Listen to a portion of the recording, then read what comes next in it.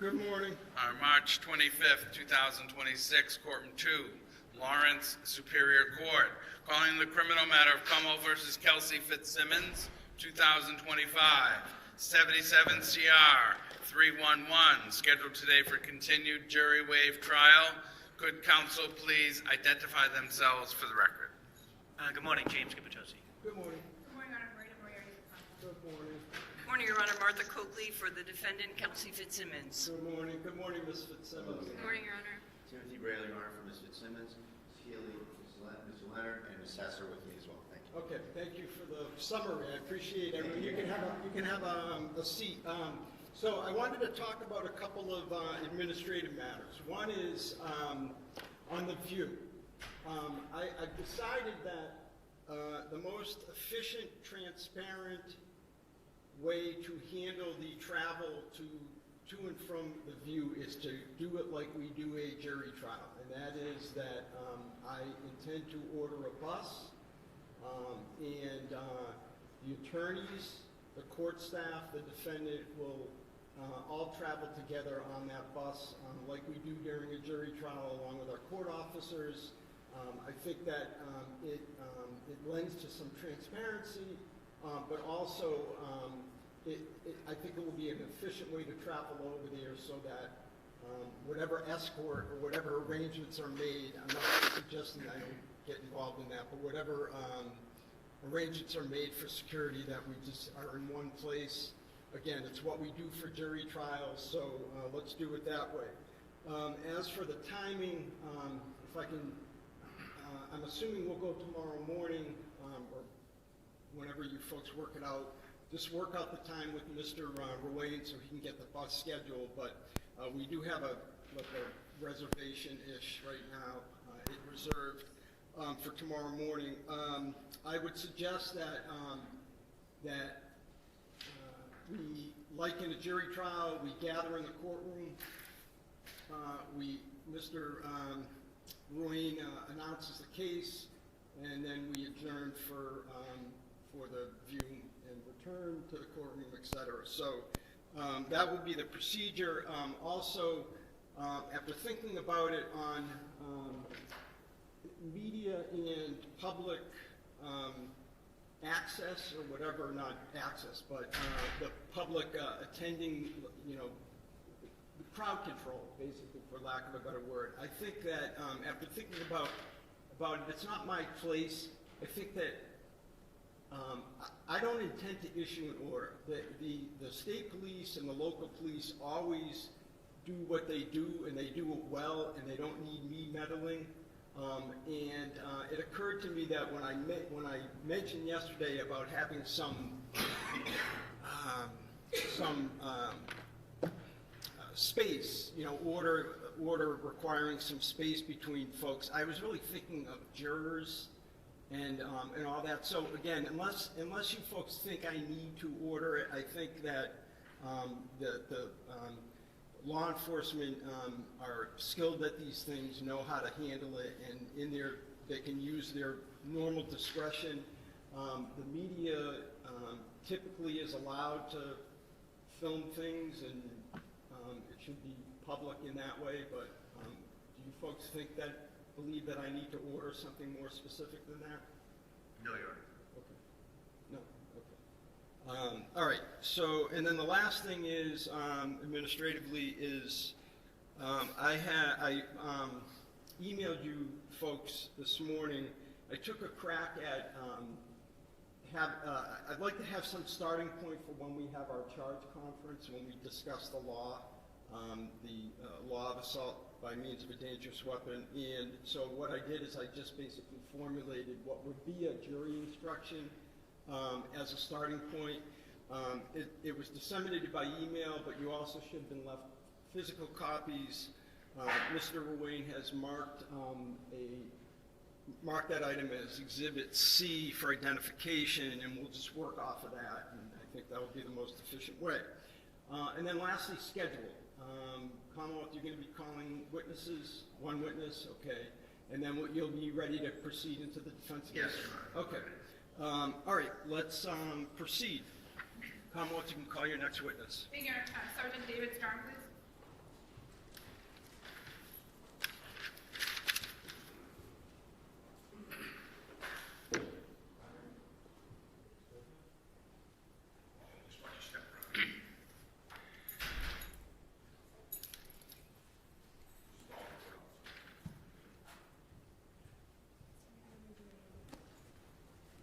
right hand, do you solemnly swear that the testimony you're about to give in this cause now and hearing shall be the truth, the whole truth, and nothing but the truth, so help you God? Thank you. Good morning. You can have a seat. Pull yourself right up to that mic. May I? Yes, please. Good morning. Good morning. In a nice loud voice, if you could please state your name and spell it for the record. Yes, my name is David Strong, S-T-R-O-N-G. And how are you employed, sir? I'm a sergeant on the Mass State Police.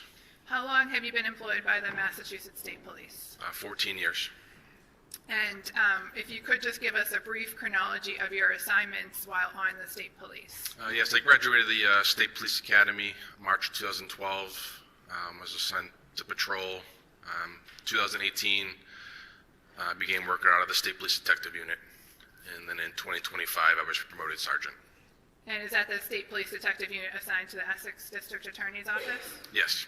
And as a trooper assigned to, and then as a sergeant assigned to the Essex District Attorney's Office, what are your day-to-day responsibilities? We conduct death investigations, homicides, suspicious deaths, unattended deaths, non-fatal shootings or stabbings, as well as officer-involved shootings. I'd like to direct your attention to June 30th of 2025. Were you working that day? Yes, I was the on-call supervisor. And what's it mean to be the on-call supervisor? For 1 week a month, where we supervise the troopers. If they have any questions or if there's a homicide or a serious event, then we'll go out to assist. And at some point during that, was it a Monday? Yes, And at some point during the day, did you get a call from one of your troopers? I did. And as a result of that phone call, what information did you learn about what you would be doing next? I learned that there was an officer-involved shooting in North Andover. So I responded along with my detective lieutenant, as well as crime scene services and ballistics. And a number of other troopers that you supervise? Yes. Several other troopers from my office also responded. Do you remember about what time of day, what address did you respond to? 125 Phillips Brook Road. And about what time of day did you arrive? I believe I arrived at around 6 p.m. And what was the state of the address at 125 Phillips Brook Road when you arrived? The residence was taped off. There was a perimeter outside the house. And who was at the scene at that time? At that time, it was just North Andover PD. And effectively, what happened once the Massachusetts State Police arrived? I joined Trooper Ortiz, who also works in my office, and we took control of the scene. And what was one of the first things that you did while on scene? I was given a brief summary by Lieutenant Daly about what had occurred. And after learning from Lieutenant Daly about what occurred, what did you do next? I drafted a search warrant for the residence. And at some point, was the search warrant authorized by the court? Yes. And at that point, did you and members of the Firearms Identification Squad, Crime Scene Unit, and other troopers from the DA's office enter the house? Yes, And did you participate in the search of the residence? I did. And did you, at some point, focus on one particular room? Yes. And what was that room? It was the bedroom on the second floor. And was that the bedroom to the right or to the left? To the right.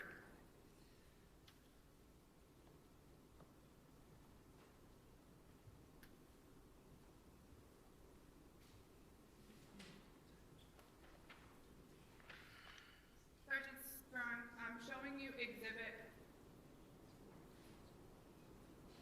51. Do you recognize that photograph? Yes. And what's depicted in that photograph?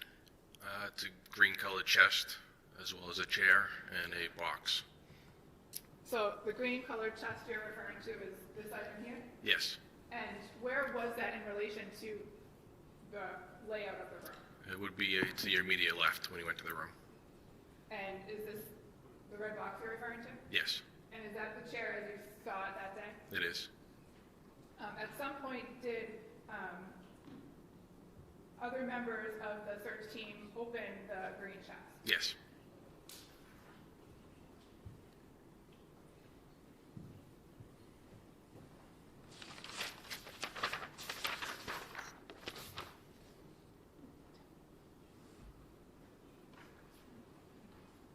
Your Honor, may I approach? Yeah, will there be objections to these? No, Your Honor, not Okay. supposed to. They can All right, be so admitted. let's just have them marked and admitted.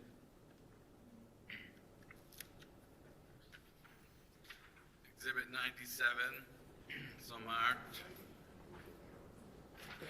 Exhibit 98, so marked.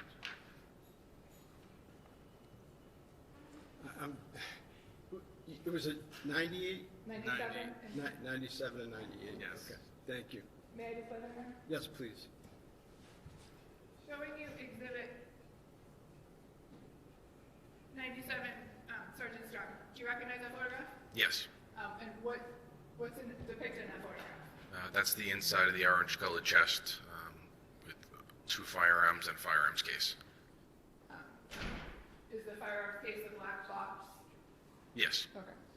At some point, did you or other members of your team move those items? Yes. And where did you move them to? To the bed. Move to the where? The bed. The bed. Showing you exhibit 98. What's depicted in exhibit 98? It's a firearm that was located inside of the box, the gun box. So that was what was in the closed box in the green chest? Yes. And what are these items here to the left? Those were the other two firearms that were inside that same chest. So there were two firearms, total of 3 firearms? Yes, sir. Okay. Trooper Strong, do you know what kind of firearms these were? I believe they were all 6 hours.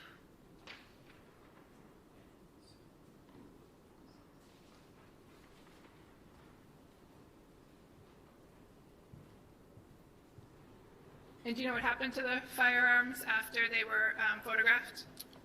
Yes, a trooper assigned to my office recovered them and secured them in our evidence.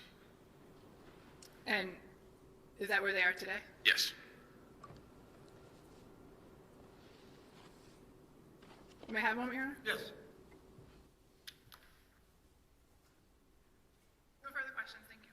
Okay. Cross? Thank you, Your Honor.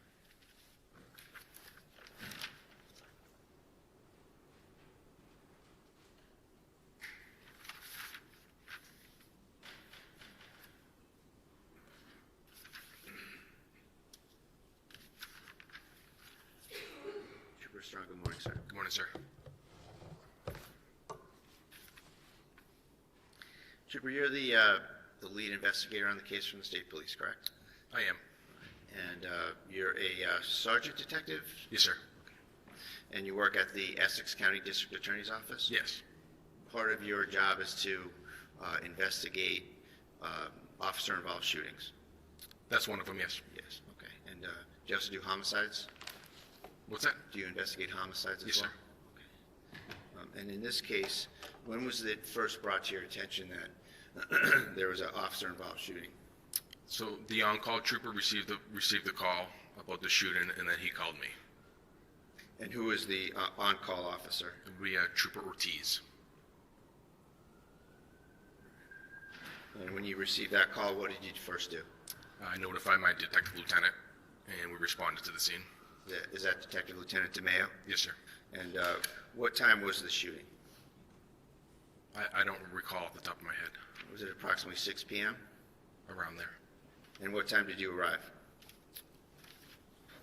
Probably 25 minutes after I received the call, 30 minutes after I received the call. All right, 6:30-ish, about Yes. 6:30? Okay. What did you see when you got there? The house was taped off, and there were detectives and police officers standing outside.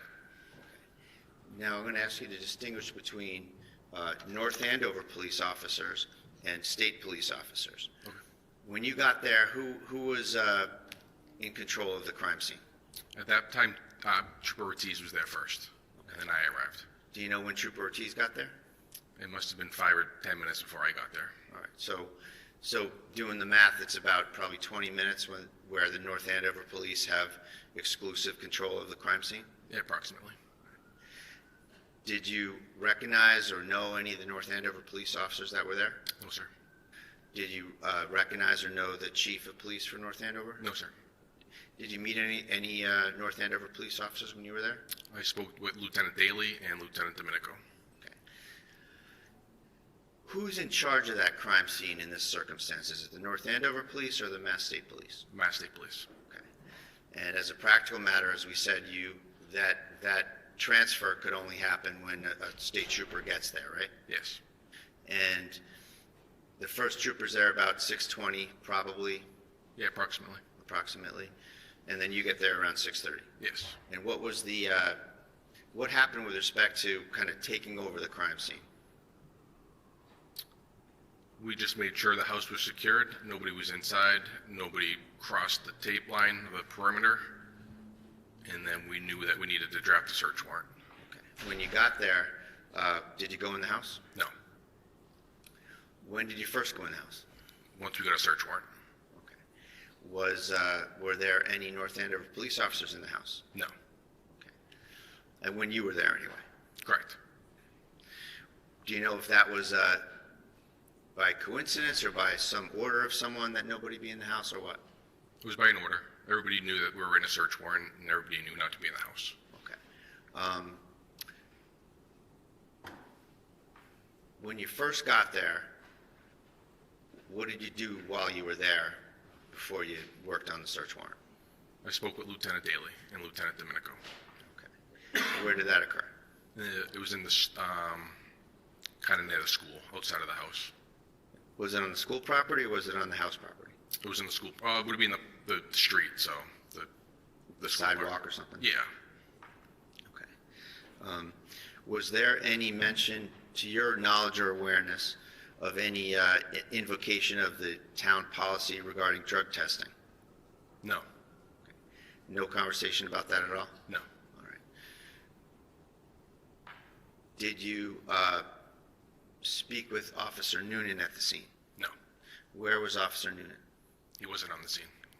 Okay. Do you know what happened to him? I believe he went to the hospital. Okay. And do you know any circumstances about that? I do not. And you know that that's a common occurrence when there's an officer-involved shooting. The officer's always taken to the hospital, right? Yes, sir. And that's a precaution, but it also gets him out of investigative scrutiny, doesn't it? I think it's policy. Right, okay. So then you decided to obtain a search warrant, and the reasons for that were what? That the person that was shot owns the house, and they're not around to consent? Is that a fair statement? Correct. Okay. At some point, Ms. Fitzsimmons was charged with assault as well as assault with intent to murder, right? Assault, I should say it better. Assault by means of a dangerous weapon and assault with intent to murder, Officer Noonan, correct?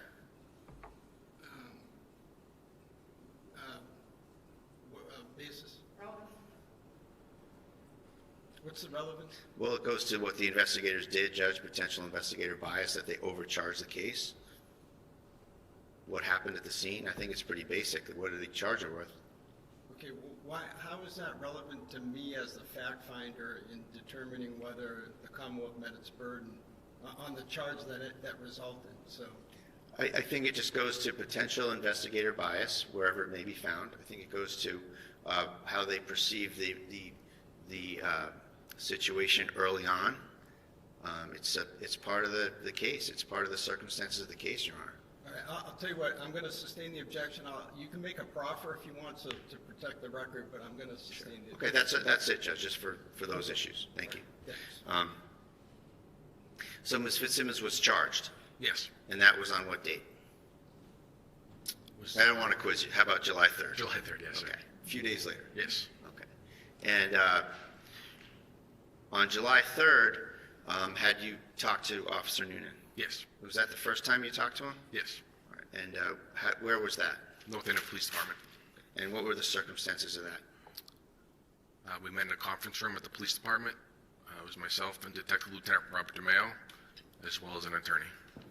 Okay. And that was an interview that was recorded on your body camera, correct? Yes. And the body camera obviously takes video and takes audio, right? Yes. And now in that interview, you put your body camera on the desk, right? Yes. And you didn't put the body camera on the person you were interviewing, though, right? I don't recall exactly where it was facing when I put it down. So, but don't you know that we don't have video of any of these officers when they're testifying from your body camera? You mean interview? Yes, I'm sorry, when they're interviewed. Thank you, Aaron. I tried to do them all consistently. I think I put it in the center of the table. So you know that Noonan's not on video when he's testifying, right? Yes. Okay. So that was a deliberate decision you made to not video the witness that you were interviewing? No. Because, I mean, isn't it important to kind of see the witness's demeanor, reactions to questions, their emotional state when you have a body camera? I felt it was just as important to get the audio as well as everybody else in the room.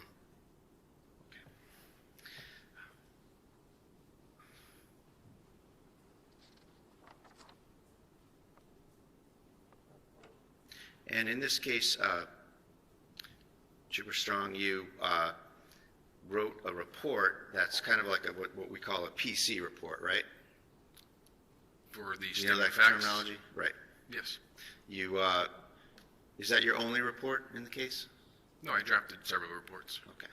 And in terms of the report for court, you sort of encapsulated the statements of all the other people in the case, right? I believe I summarized 3.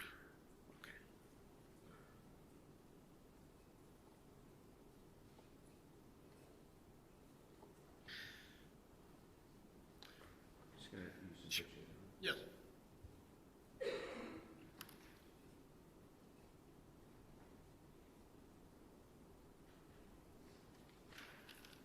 Showing you Exhibit 51.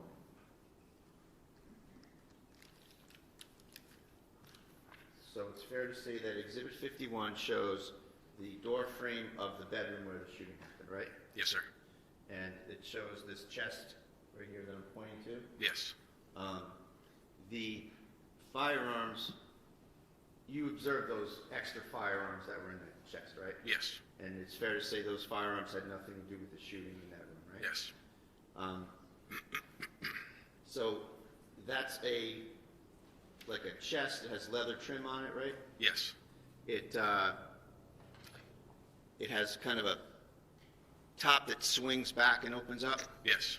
and it has some stuff on it right now anyway in the picture whenever that was taken. Correct. Are you aware of when that picture was taken? I am not.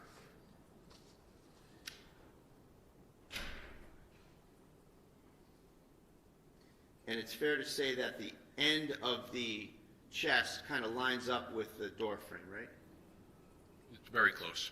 So to get into that chest, you don't really need to disappear behind the door frame, do you? I don't know, sir. I mean, there's a chair there as well, right? I'm not sure where the chair was at the time.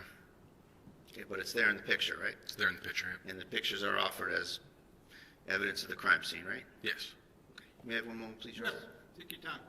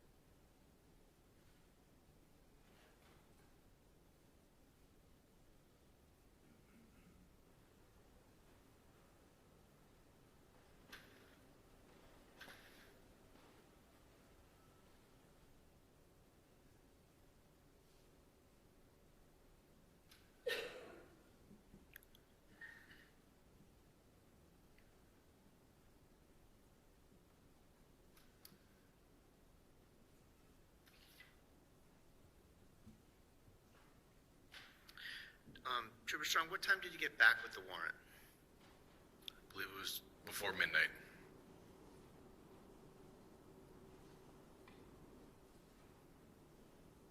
All right, so I just want to get the time frames down when you were at the scene, okay?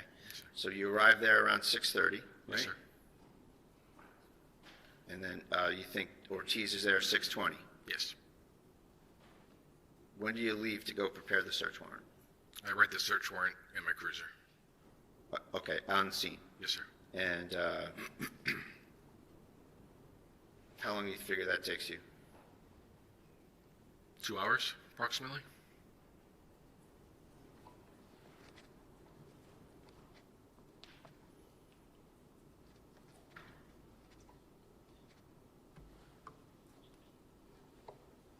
Then what did you do when you had the search warrant drafted? I contacted the clerk. Did you involve any assistant district attorney from the Essex DA's office? Did I involve one? Yeah. Yes. Okay. And when was that? I believe on scene. On scene? Who was on scene? ADA Guptosi, Detective Lieutenant Robert DeMeo.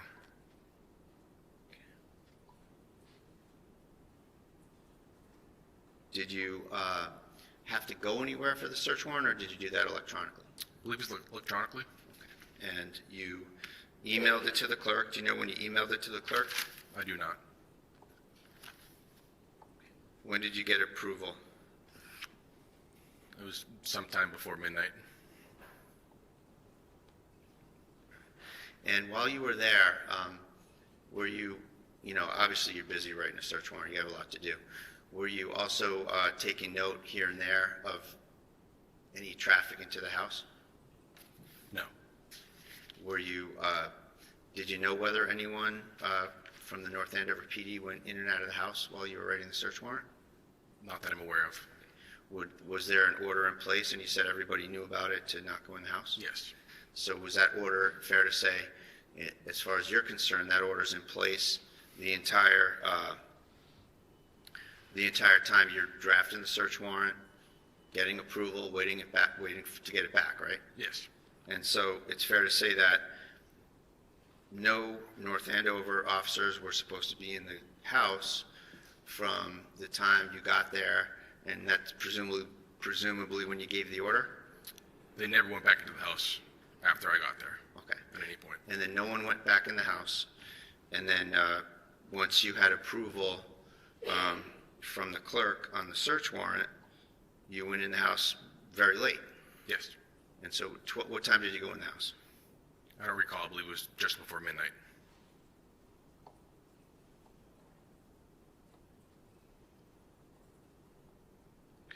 Who went in the house with you? Crime scene services, ballistics, and other members from Essex SPDU, State Police Detective Unit.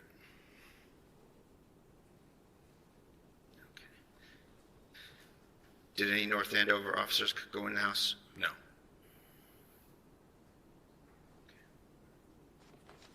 One moment, please, Your Honor. Yes, take your time.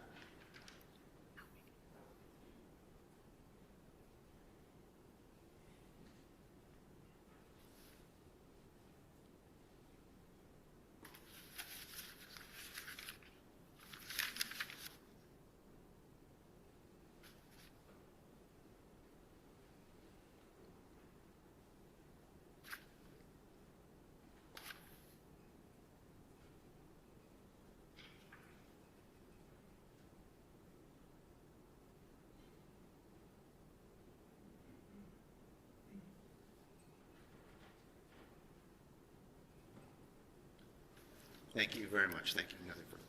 Thank you. Any recross? Sorry, redirect? Just one issue.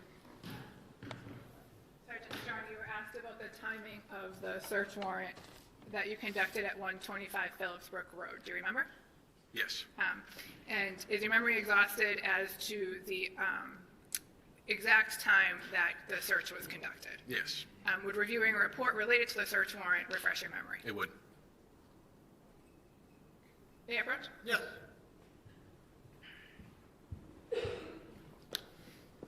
Sir, direct your attention to paragraph 1.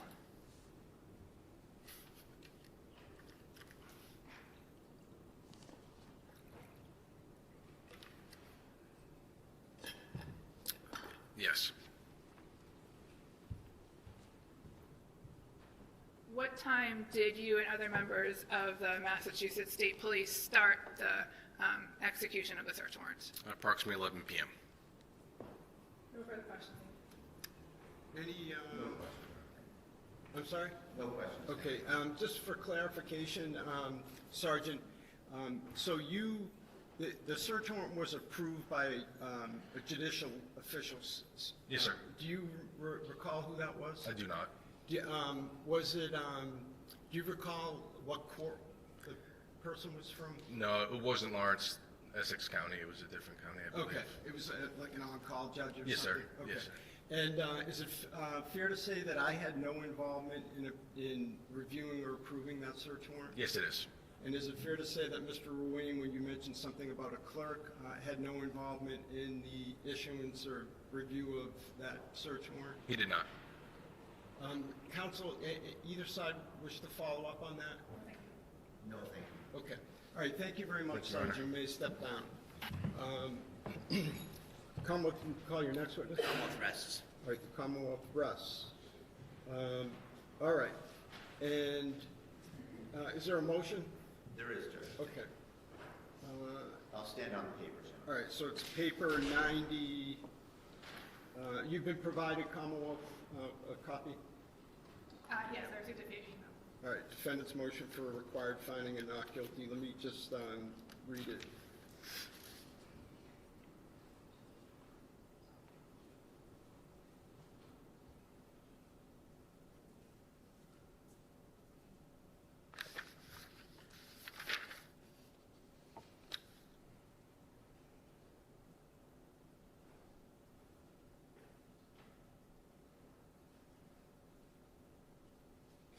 All right, and Mr. Bradle, did you want to be heard on the motion? I'll stand on the papers. Okay, all right, the motion is denied.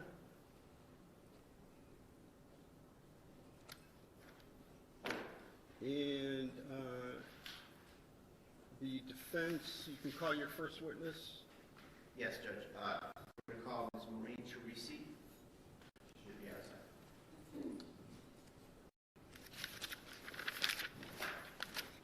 Maureen Teresi.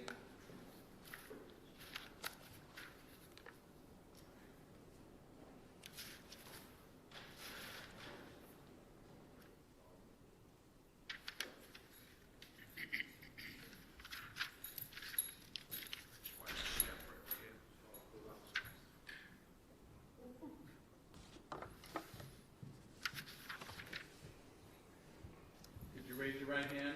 Do solemnly swear that the testimony you're about to give in this cause now and hearing shall be the truth, the whole truth, and nothing but the truth, so help you God. Thank you. Good morning. You can have a seat and pull yourself right up to that mic.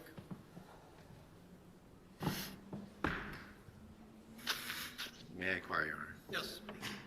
Good morning, ma'am. Good morning. Please state your name and spell your last name. Maureen Teresi, Torrisi, And where do you live? in North Andover. Okay, do you live in a condo complex there? I do. What do you do for a living? I am a stay-at-home mom, I guess. I guess I'm retired. What are you retired from? The construction industry and home staging, design. How long have you been retired? I closed my business, I think, 3 or 4 years. 3 years ago, I had a large staging business. How long have you lived in your condo complex in North Andover? Since 2014. Do you have a dog? A dog? Yeah. Yeah, I do. I have 2 And do you walk the dog around the complex I- from time to time? every day. Do you, in the course of walking your dog, have you ever made the acquaintance of one of your neighbors named Mr. Noonan? I have. And do you know who that is generally? I do. Right, and how do you know him? Walking the dogs. I knew him as Duke's father, And Duke which is is a Duke is dog. his dog's name. I've spoken, just in passing. The dogs interact and, just general talking about the dogs and whatever. So I had spoken to him a few times and his wife, about the dogs and just general Neighbors stuff. making small talk. Absolutely. Okay. And back in August of 2025, you had engaged him in some conversation about what was going on at the North Andover PD, right? I did. And is that what you said to him by way of initiating the conversation? I did, yes. The beginning of it was just that, I had a razzing relationship with him, just regarding things going on in the world. And so what I started with is, how do you like what's going on, in the world today, or whatever. And he's like, I love it. And then I had asked, what's going on with North Andover, the town of North Andover? He's, What were you referring to when you said that to him? what was going on at the department, as far as, the shooting, the cop being shot. And did he? And he first said, what do you mean? And I said, well, that press conference, the first press conference that was given made no sense. And at that time he said, I'm the shooter. What he said? I'm the shooter. He said, I'm the shooter. And what did you take that to mean? I said to him that he was the one that shot the other officer, is what I took that to mean. Right. And then what happened? I had asked him if, well, first I said, oh my God, I'm so sorry. I know when police officers have to discharge their weapons, it affects them, and I can't imagine having to do that with a colleague. I'm sorry, I didn't quite get the end of that. I said I couldn't imagine having to do that to a colleague. And what did he say? And he had said to me that,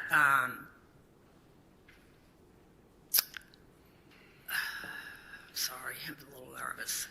That's He okay, take your time. had said that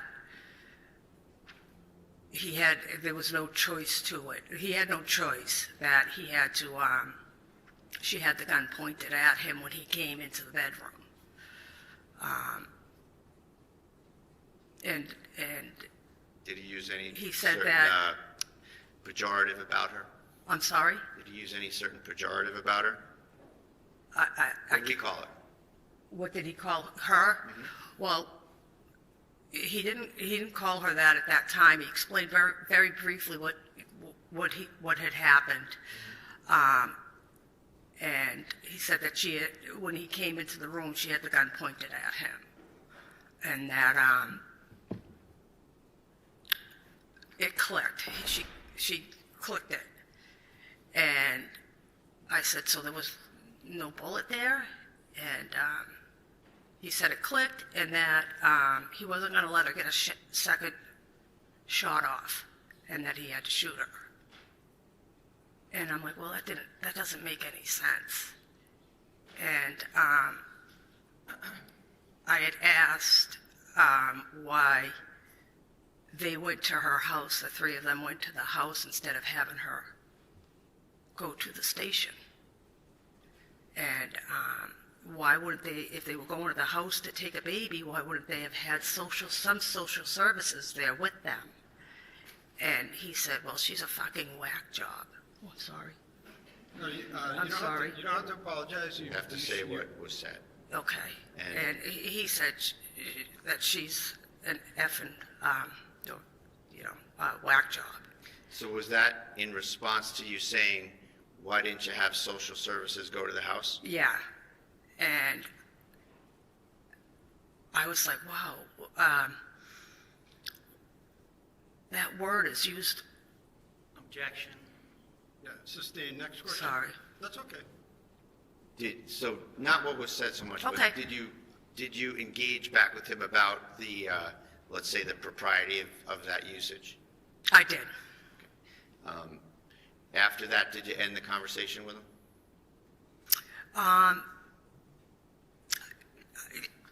There was a little more conversation, and then it ended, yes. All right. Thank you very much. Thank you.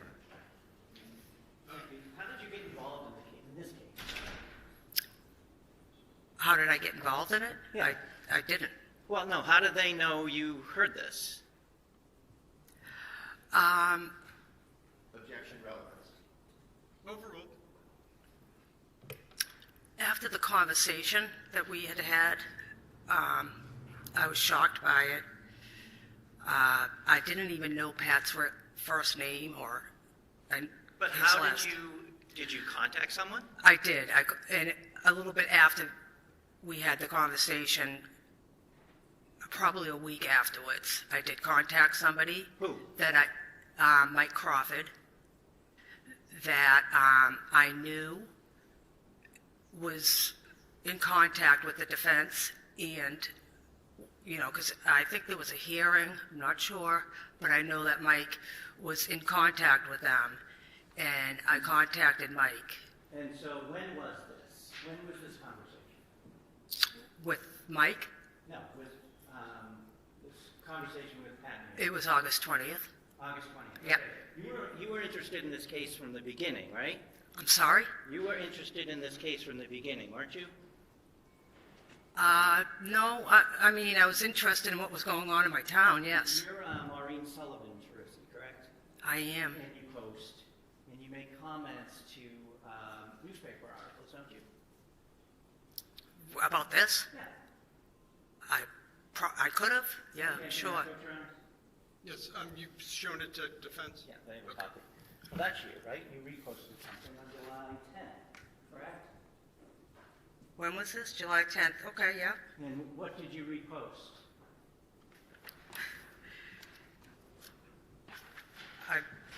Meaning what? What do you mean? What did I repost? It's a Yeah, it's a article simple from Mike. question. I'm sorry. It's an article from. It looks like a post from Mike Crawford. Right. I reposted that. You reposted that. Yes. Well, what did you repost? What's? I can't see it. Like, what's the context of Mike's? You did it. I understand that. Second, please, please. What is that? Hold on, please. I'm not raising my voice, anything more than to just have a timeout, but hold on one second, ma'am. Just wait for, and Mr. Gubitosi has to do the same. We can't have two people speaking over each other. So, Mr. Gubitosi, why don't you ask the question again? All right, thank you. You don't remember what you reposted? I can't see. No. Okay, From no. July 10th, I can't read. My point being is, I'm sorry, I can't see it. Is my problem. If I may, for the witness, exhibit it up here, maybe if it's bigger. Any objection? I don't see the relevance of this, Judge. I object. All right, well, And there's no foundation as to why it might affect our state of mind or lives. all right, let's first things first, let's mark it for ID. I can't read it either for the record, so. I make a lot of statements. Exhibit E for identification. Okay. All right. Now, I guess my question for Mr. Gubitosi is, why would the putting it on the screen I just want allow her it to be see more legible? Well, it may be bigger, then I would ask her to go up to the screen to look at it. Maybe it won't. Is there an objection? I can't read it, so I don't know what it says, so I don't know if I should Okay. object to it. All right. So let's take it a step at a time. So you can put it on the screen. She can take a look and just yes or no whether it allows her to read it. You can get off the stand and approach the screen if you'd like. And I'm sorry, Mr. Ruane, that was exhibit what? E. Read the big print. Up here, Yeah. Attorney Tim Brado of North Andover Police, use of deadly force against his client. North Andover Police Officer, Kelsey Fitzsimmons. Okay. And so it's a statement. I'll let you get back at that. Just for the record, I could not hear what she just said. I could see I some can of read it, it but from here, the It, Okay. Right, it's just my eyesight's horrible. Sure. yeah, I just can't read the context. It says Attorney Tim Bradle on North Andover Police use of deadly force against his client. North Andover Police Officer Kelsey Okay, so you reposted Fitzsimmons. the statement that Attorney Bradle made about the case, correct? Yes. Okay.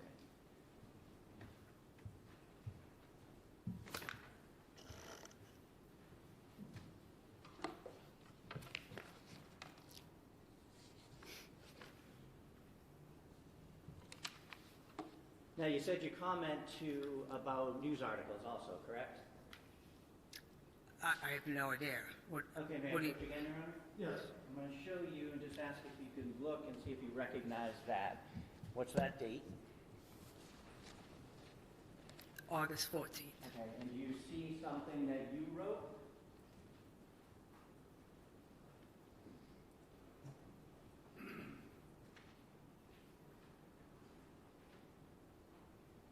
Just yes or no? Just, Yeah, just- yes, that's my name, and yes, this is it's a comment. It's a comment that To a you post. made to an article, correct? Excuse me. Well, Hold on one second. Let's mark it for ID, please.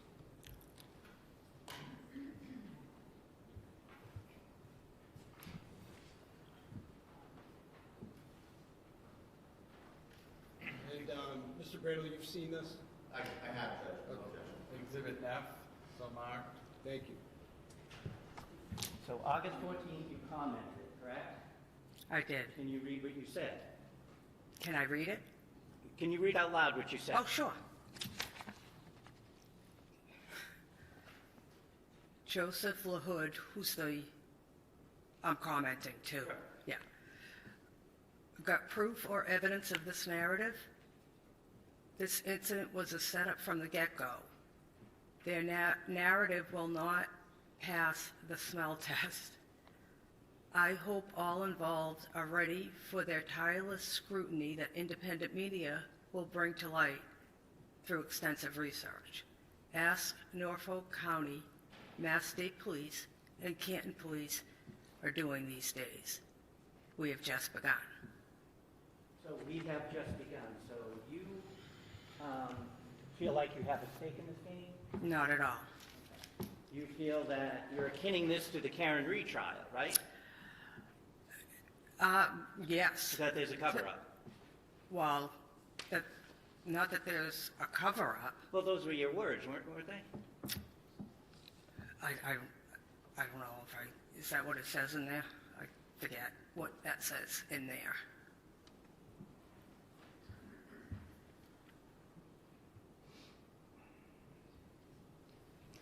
A setup from the get-go, correct? Correct. And tireless scrutiny that independent media will bring to light through extensive research. And then Correct. you mentioned Norfolk, Mass State Police, Yep. and the Canton Police. I did. Correct? Yep. Okay. So a cover.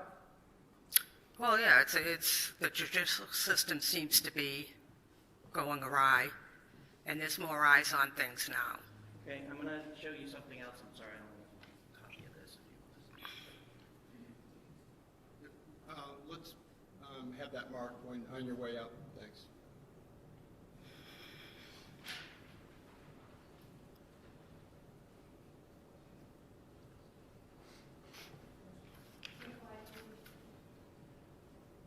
Mark this for identification, please.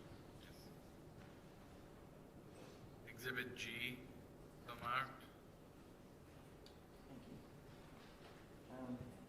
Thank you. Can you first look at it and see if you recognize it? Sure. So look at the first page. Do you recognize what that is? I do. Okay. Can you flip to the second page? I sure See if can. there's any comment to that. Yep, I sure did. Can you read the first page about this? The post itself. Yeah. Today, it's from the North Andover Police Department. Today is National Police Women's Day. Please join us in recognizing Sergeant Katie, can't say her last name. Do you If want you to can't spell read it? the last name, that's fine. Go ahead. Okay. Sergeant Julie Nigro and School Resource Officer Stephanie Rizzo.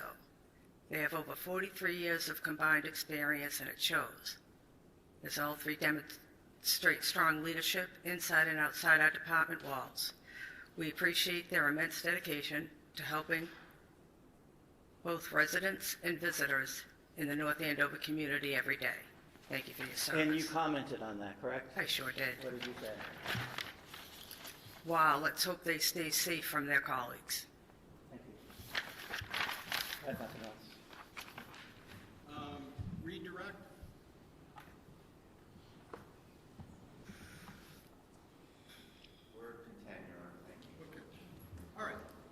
step down. Thank you. Thank you, sir. And defense, you may call your next witness. Yes, Your Honor, the defendant calls Lauren Paige. Lauren?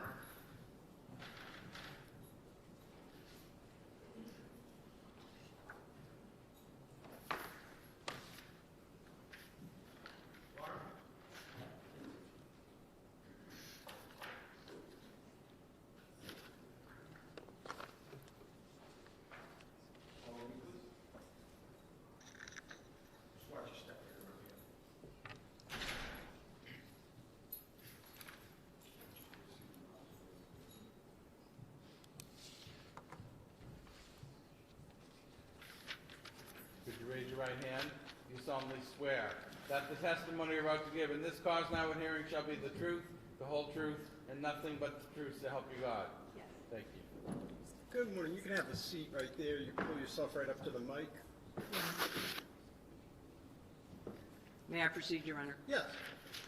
Good morning, Mrs. Paige. I'm going to ask you to give your full name, first name, last name, and spell it, mostly for our stenographer, if you can do that. Sure. Lauren Paige, Lauren, Paige, Page.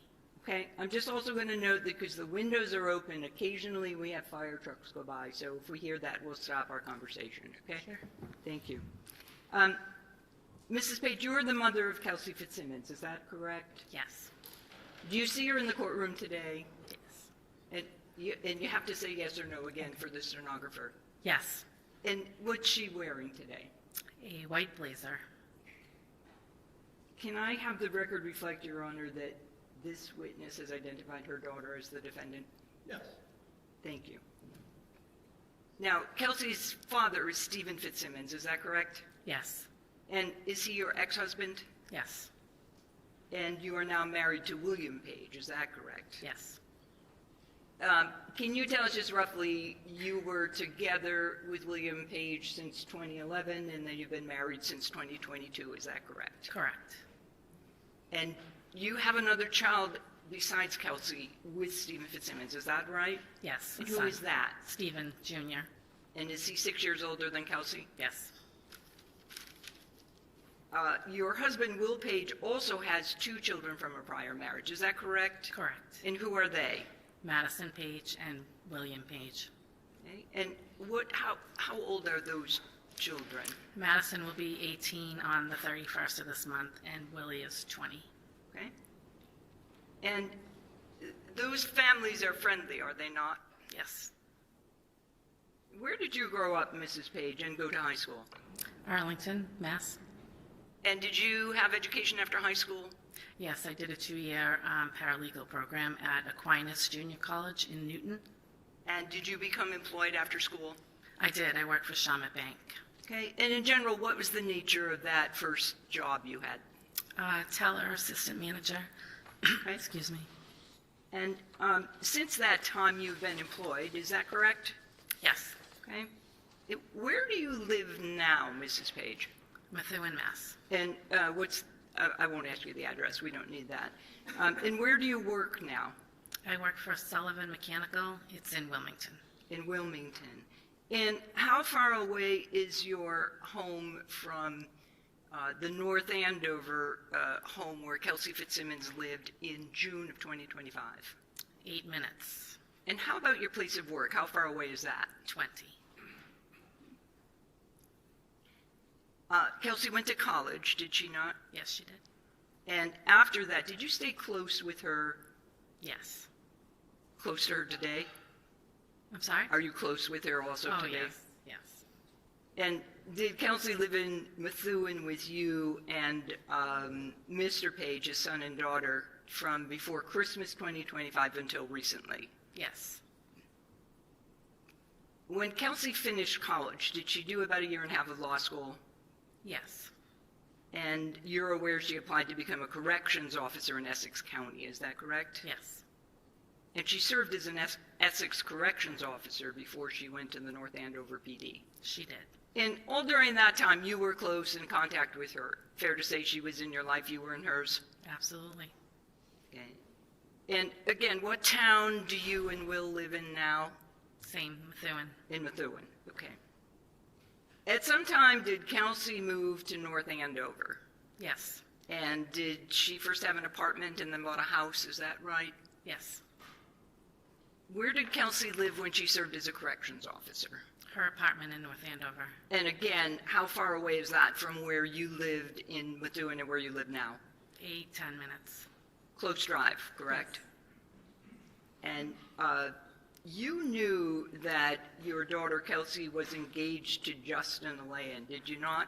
I did, And you also knew that Kelsey had a child, of course, is that right? yes, And that Justin was a father. yes, You knew they were planning to get married in October of 2025. yes, And did you know her fiance's parents, sister, just yes or no?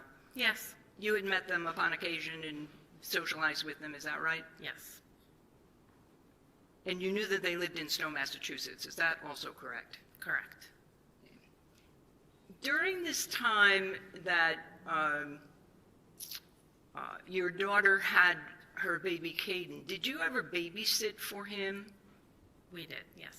And could you just tell generally, what kind of baby was he? Fussy, calm? Can you give us a description of the baby? Caden was very easygoing, very happy baby. Easy to take care of? Yes, And generally, in your experience, when did he cry? if he needed to eat, When he was hungry? yes, And when you, I'm going to draw your attention now to June 30th, 2025. And we're going to focus on that day. Caden's about 4 months old, is that right, yes. at that time? And where was Caden living at the time on June 30th, 2025? Phillips Brook Road in North Andover. With Kelsey, is With that Kelsey, correct? Yes, Mrs. Paige, did you know that Kelsey had been cleared to go back to work in a few days from June 30th? yes, And on that day, were you aware that she was going to the North Andover Police Department in order to do some CPR training? yes, Were you aware that she was going to take Caden with her during that training? I was aware. I'm just going to ask you yes or no. Did Kelsey call you that day? This is June 30th. Yes, And at what time, any time after noon, do you recall that she called you? 2:30, And did she give you some information about where she was headed when she talked to you? yes, she was going to meet Justin at the Common in North Andover. Okay. And did she talk with you at some time to let you know if and when she was headed back to her house? Yes, Do you remember what time that was? 3:30, And did you and she agree to meet at her house? yes, I met her at the house after work. And about what time was that, if you recall? 3:30, 3:45, Yeah. And you were working that day, right? yes, And your place of work was close enough by that you could do that? yes, my route to and from work, I drove by her house. So if you were going from Wilmington to Methuen, you would actually go by where Kelsey lived, Yes. correct? Do you remember what time you arrived again? What time did you get to Kelsey's house that afternoon from work? I want to say it was 3:30, 3:45. Okay. Who else was there when you got there? No, and just Kels and baby. And Kelsey. Yes. And just generally, without giving us the conversation, what topic or topics did you discuss? Kelsey was sad that Justin blew her off and didn't show up at the Common to meet her. She couldn't understand why. She was confused why he would ask her to come and then just ghost her. And what would you say was her demeanor at that time when you were talking with her at home? Sad, confused. How long did you stay when you got there around 3:30? I left around 5:20, 5:30. And just in general, again, Mrs. Page, what were you doing while you were there with Kelsey and Caden? We sat in our living room, played with Caden, talked. I did some dishes in our kitchen. Basically just sat and talked. Okay. Do you know what time you left?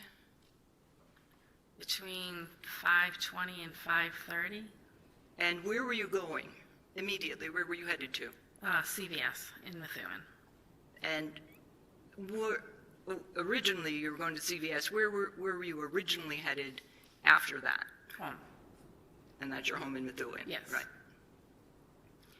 Did you get another call from Kelsey while you were at the CVS? I did.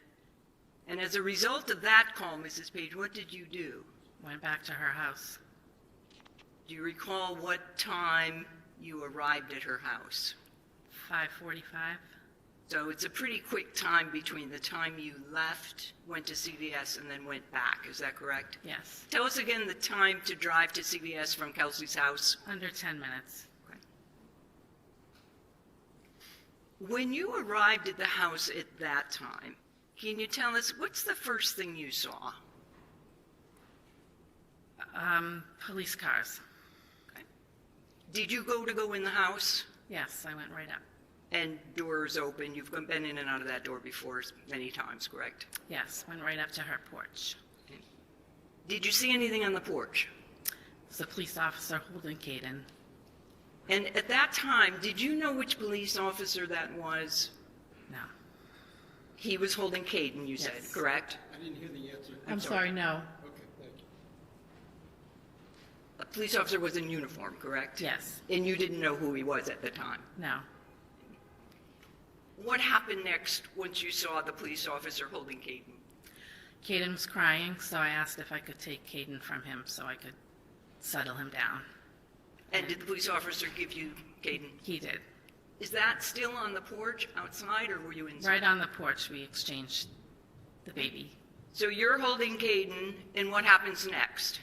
I brought him inside to Kelsey's living room, where there was another police officer.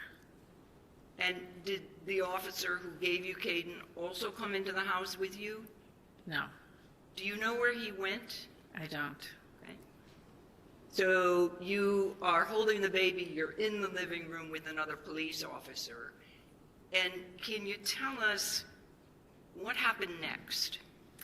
Justin walked in with his sister Courtney. And Justin is the fiance that we spoke about earlier, right? Yes. And his sister, what's her name? Courtney? They both came in while you were in the living room. Yes, they walked in. Do you know about how long you were there before they arrived? Minutes. Are you still holding the baby at this stage? Yes. Okay. And then what happens next, Mrs. Paige? The officer in the living room asked me to hand Caden to Justin. And had either Kelsey or the police officer, when you arrived, told you about the restraining order? Just yes or no? No. And did you actually who did you give the baby to, I should say? I handed the baby to Justin. Justin turned and handed Courtney the baby. And what did they do next? Left. Did you have any conversation with them, just yes or no? No. Did they take anything for the baby with them, if you remember? Car seat, I believe. And they left together, if you recall. Is that? Yes. Yes, okay. Mrs. Paige, when you arrived, did you see your daughter on the first floor? No. Did you know where she was? Upstairs. And while you were downstairs, did you hear anything coming from the second floor? Just yes or no for now. Yes. Can you tell us what you heard? I heard a gentleman say, "Kelsey, no, Kelsey, no." And then 2 gunshots. And can you give us some idea of how quickly those shots were connected to each other? It was Kelsey, no, bang, bang. Did you hear Kelsey say anything from the second floor? No. Could you hear her make any noises? Yes. And Mrs. Paige, what happened next? I saw Justin run by the windows on the porch, and after that, officers came in, EMTs came in, running up the stairs, and I was let out of the house. I was let out by an officer. And what was your frame of mind, state of mind at that stage? I was pretty upset. And were you making any noise? I was screaming. When is the next time you saw your daughter, Mrs. Paige? At the trauma room at Mass General. Your Honor, I have nothing further. No questions, ma'am. Okay, all right, thank you very much. You may sit, you may stand down, thanks. And defense, you may call your next witness. Yes.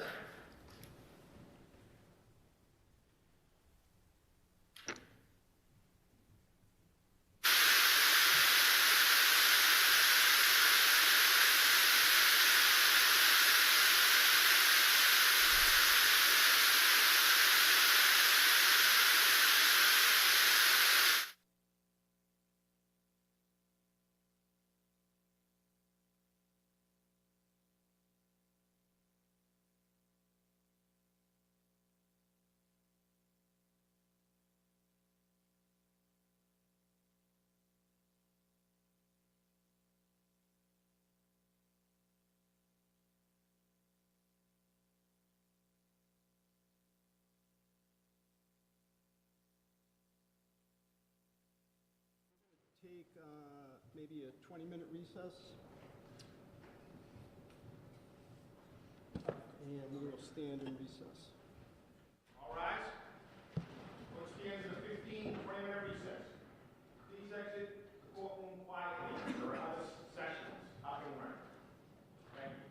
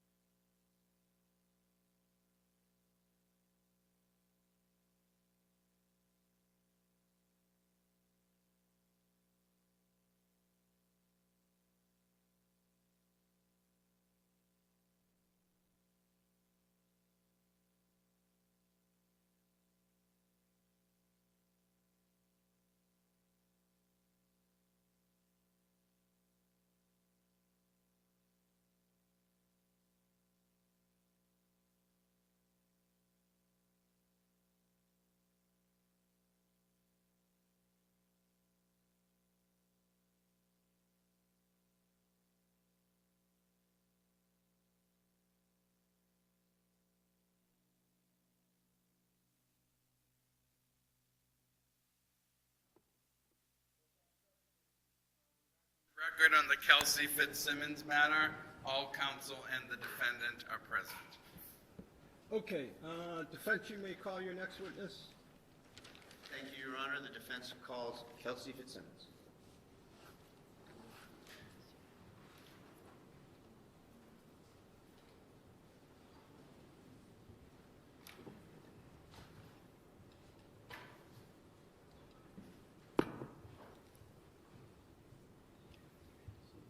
If you raise your right hand, do you solemnly swear that the testimony you're about to give in this cause now and hearing shall be the truth, the whole truth, and nothing but the truth so help you God? Yes.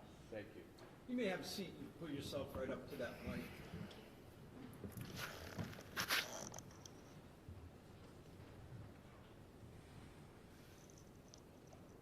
Well said. Thank you, Your Honor. May I inquire? Yes. Thank you. Good morning, miss. Good morning.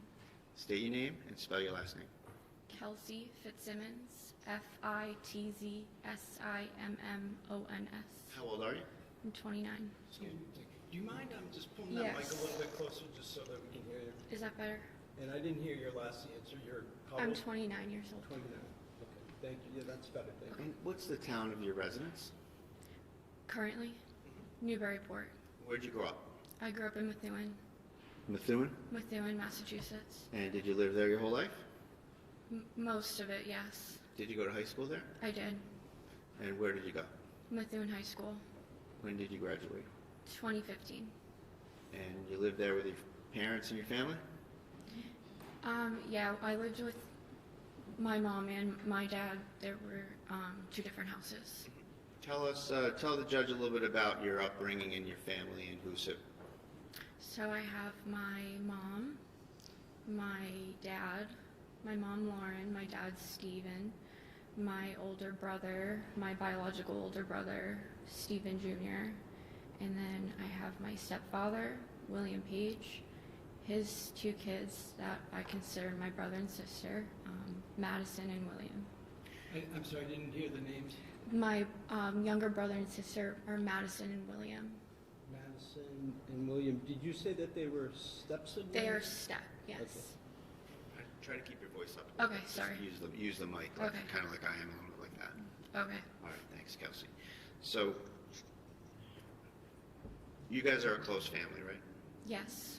And they've been with you through this process the whole time, right? The whole time. When did you graduate high school? 2015. Did you go to college? I did. And where'd you get your degree from?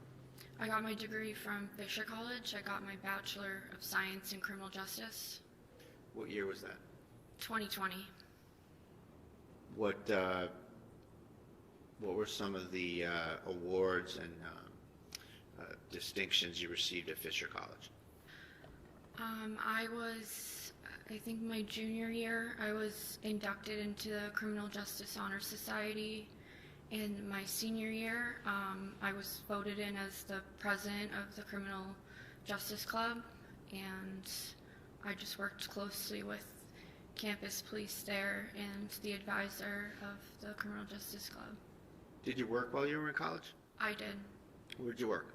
I worked for the college as a work study, and I also worked as like a host / waitress down the street at a restaurant called Cheers. Did you do any security work?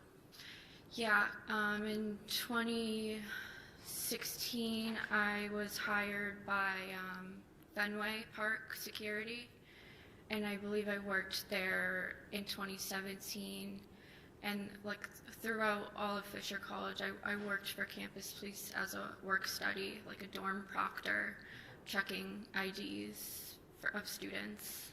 Okay. After graduating Fisher College, you had the B. Is it a BA or a BS? Yes. BS in criminal justice. Yes. And what was your kind of goal for your life and your career with that degree? When I graduated, it was the peak of COVID, so everything got a little confusing on what my next steps were. My plan originally was to try to go straight to a police academy, but when I graduated, there was no police academies running, so I decided to because I love school, I decided to further my education and go to law school. Where did you go, and tell us about law school a little bit. I went to Massachusetts School of Law. I did about 3 semesters, and then some academies started to run again. And did that change your pathway? It did. What happened? The Essex County Sheriff's Department started doing Sheriff's Department academies again. So I applied to be a corrections officer, and that was in 2020. And I went through their academy in 2021. Where's that academy?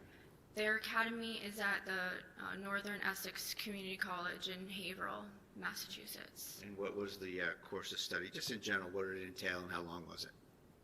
It was 3 months.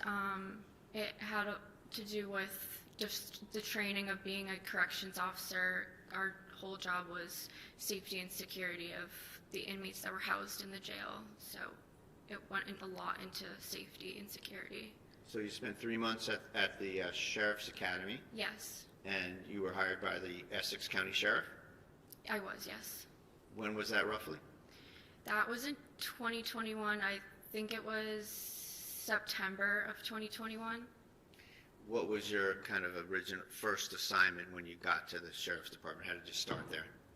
I worked in housing. I was assigned to housing the whole time I worked there.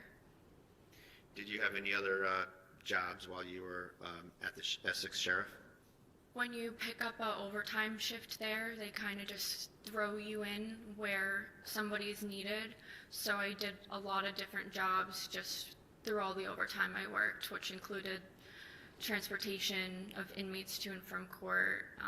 I would work in programs. They have church and school for the inmates that reside there. And there's outer perimeter security where you drive a cruiser around the perimeter of the jail to ensure no one's coming in or out. I did things like that on my overtimes. Okay, and in terms of the transport, you were actually the person that kind of comes to here to court, goes into lockup, delivers prisoners, picks up prisoners, brings them back?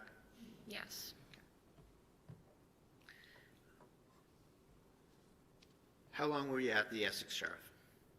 About 2 years. What, and at that point you had a career path decision, right? A Yes. different decision. I did. And what was that decision? I always knew I wanted to be a police officer. And was there some opportunities that came up in that respect? Yes, while I was working for the Sheriff's Department, I had moved to North Andover. I really liked the town I lived in, and I wanted to work in it as a police officer. So what did you do? I applied to the North Andover Police Department.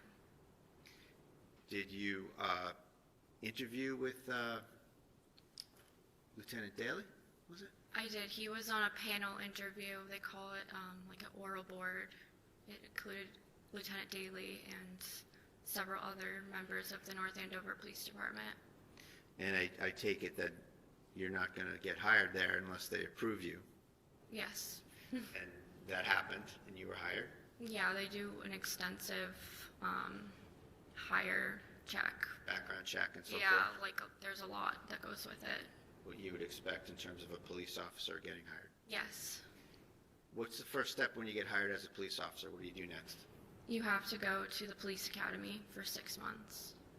So you've been through a 3-month Essex Sheriff Police Academy, training academy, and now you're about to start a 6-month North Andover Police Academy training, right? Yes. And where did that training take place? That also took place down the hall at Northern Essex Community College in Haverhill. And you spent 6 months going to that?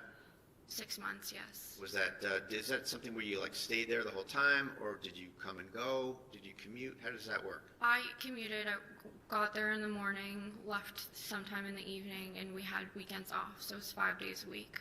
Okay. When did you graduate from there? I graduated in May of 2024. And did you run for any positions within the academy that they have in your class? Yes, while I was in the police academy, I ran for treasurer, and I became the treasurer of my class. And what does that entail? That entails everything financial through our academy. I would collect, we had like academy dues, I would collect them, and we would purchase things that we wanted, such as like sweatshirts and sweatpants to wear for our PT days, as well as an academy sweatshirt. I also planned our graduation party, so I had to book it, collect the funds for it, and plan it, essentially. And is it a situation where there's different classes going on at once, like class of 2020, class of 2021, like that? Yeah. Right. And you were the class of 20? Well, my class was called Rock 5, so I don't know how the numbers go, but the one before me was 4 and the one after me was 6. I was Rock 5, ROC 5. All right. And when did ROC 5 graduate? May of 2024. And you graduated with the class? I did. And what was your first assignment with the North Andover PD? You first go to patrol on FTO, and FTO is meaning you're with a field training officer, so you ride with somebody in the same cruiser for a period of time. And, who were your field training officers? So I had several, because you do different shifts. I had field training on day shift. My field training officer was Officer Tierney.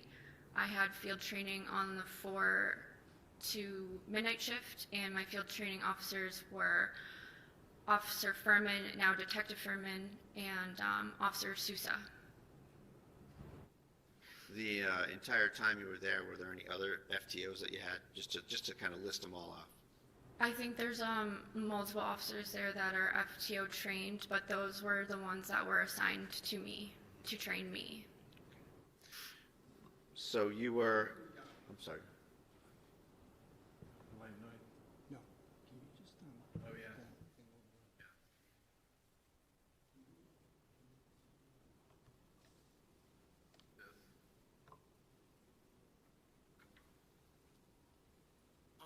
Thank you. So, Ms. Fitzsimmons, in your employ at the North Andover PD, you assumed the job of a regular patrol officer at some point, I take it? Yes, I was a patrol officer.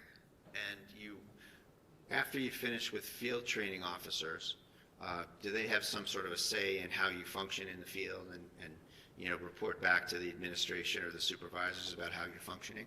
Yeah, so the supervisor on your shift, your field training officer gives them, I think it's a weekly report of how I did on calls and what calls we went on together and how I performed, stuff like that. And eventually, I don't know exactly how many weeks I was on field training, but after it's complete, the sergeant will take you in his cruiser, and you drive his cruiser and respond to calls or make traffic stops, and then he decides if you are signed off on. And I was signed off, and that day I got my own cruiser.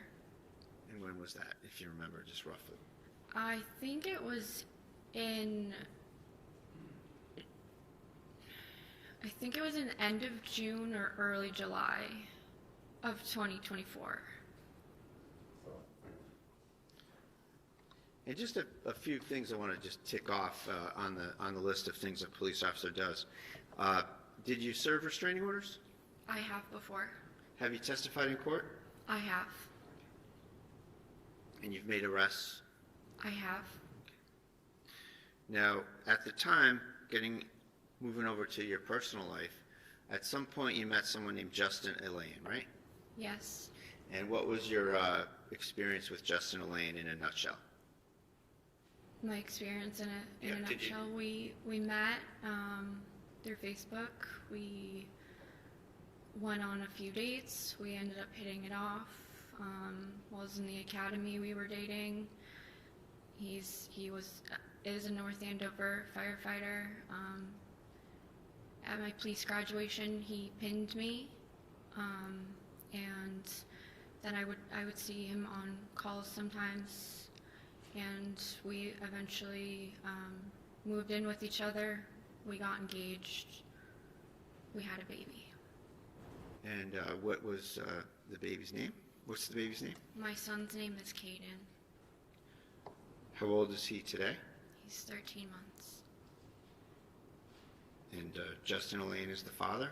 He is. What happened on June 30th of 2025? On June 30th of 2025, I woke up in the morning. Let me be more specific. Okay. I'm sorry. Did he take any actions relative to you in terms of your relationship that day? Yes.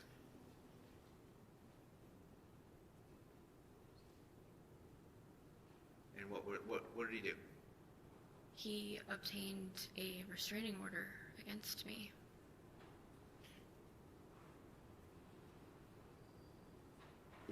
Is it fair to say that he broke up with you via a restraining order?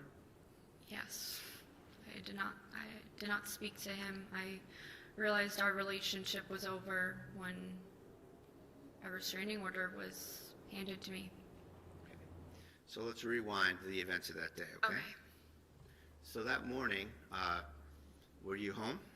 I was. Who was home? So my sister slept over the night previous, so June 29th to June 30th. So she was over in the morning. Maddie? That's Madison, yes. I was with my son. I had work at 1 p.m. I had to go to CPR training at 1 p.m. Okay. Now, had you been out of work for a while? I was, yes. All right. And when did you first go out of work? I worked up until I gave birth. Caden came 5 weeks early, so I wasn't expecting it, so I went out basically the day I gave birth to him. And his birthday is what? February 16th, 2025. Now, when you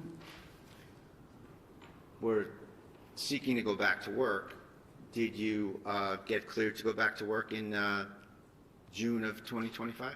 Yes. Did that entail going through certain trainings and getting reviewed and stuff? It did. What was the event on the 30th that you had to do to finish that off? I had CPR training at 1 p.m. on the 30th, scheduled. Was that your last thing you had to kind of go through? That was it. Yep. Were you seeking to see Justin Elaine that day? Yes, we had spoken through text and on the phone in the morning. I was asking if he would come home because he hadn't been home in days to be with Caden while I went to work, and his response basically was, I can pick him up and watch him. And I said, you're not a babysitter. So there was a bit of argument about that. Text argument. Yeah, it was like, you're his dad, you're not a babysitter, you can come home. I don't understand picking him up and watching him. That was very odd for me to hear as his father. Moms don't like when dads say they're going to babysit their own kid, right? Yes, like, you're your dad. And at some point, just to kind of cut to the chase on that, you made a plan to meet up in North Andover? Yeah, there was a lot of texting back and forth. He originally said yes, and then he said no, and then he said, I'll meet you tomorrow. And I said, you have work tomorrow? That doesn't make any sense. He worked a 24-hour overnight shift. So, Was there something about gas money as well? yeah, he said that he couldn't drive from Stowe, Massachusetts to North Andover because he had no gas in his truck. And I just was trying to get him to meet me. I'm like, we need to figure this out. I go to work in a couple hours. Like, we need to figure this out. He called me while I was driving to work and said, I'm on my way to North Andover. Let me stop you right there. Okay. Let me just rewind Okay. rewind you a little bit. All right. So there's some texting about this, right? Yes. And the texting that you have and that's been kind of passed around in the case, it doesn't end up with, okay, I'll come and meet you at the North Andover Common, right? No. So was that arrangement made outside of those texts? Yes. Like looking back now, I think it was strategic, but All right, well, just, I don't want to that's just my opinion. Yeah, I don't want to ask for your opinion Okay, on it. sorry. I just want to, factually, I'd like to ask you, were there a couple calls back and forth that kind of Yes. set that up once and for all? Yes, he called me on my way to work. I decided I'm going to bring my son with me, which wasn't a big deal, but when I was on my way, he calls Well, me. hold on a second. Just to be, yeah, Excuse me, I just need to confer with our court staff. Mr. Rain, can you turn the...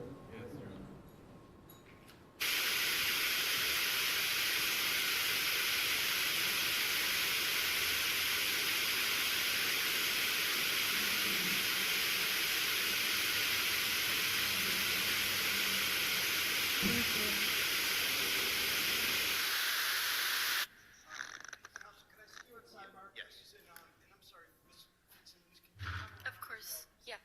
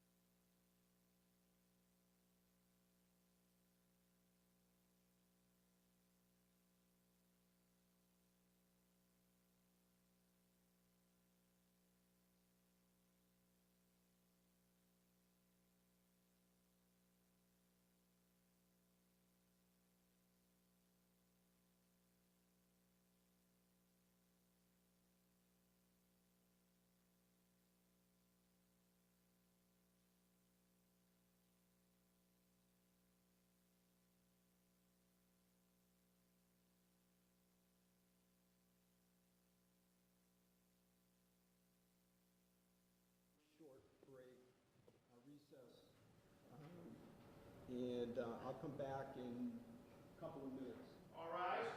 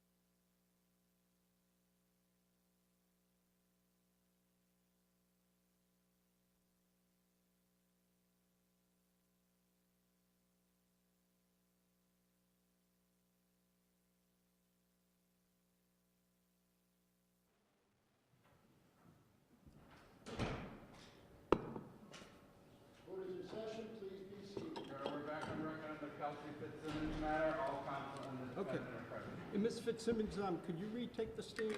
Thank you. Take your time.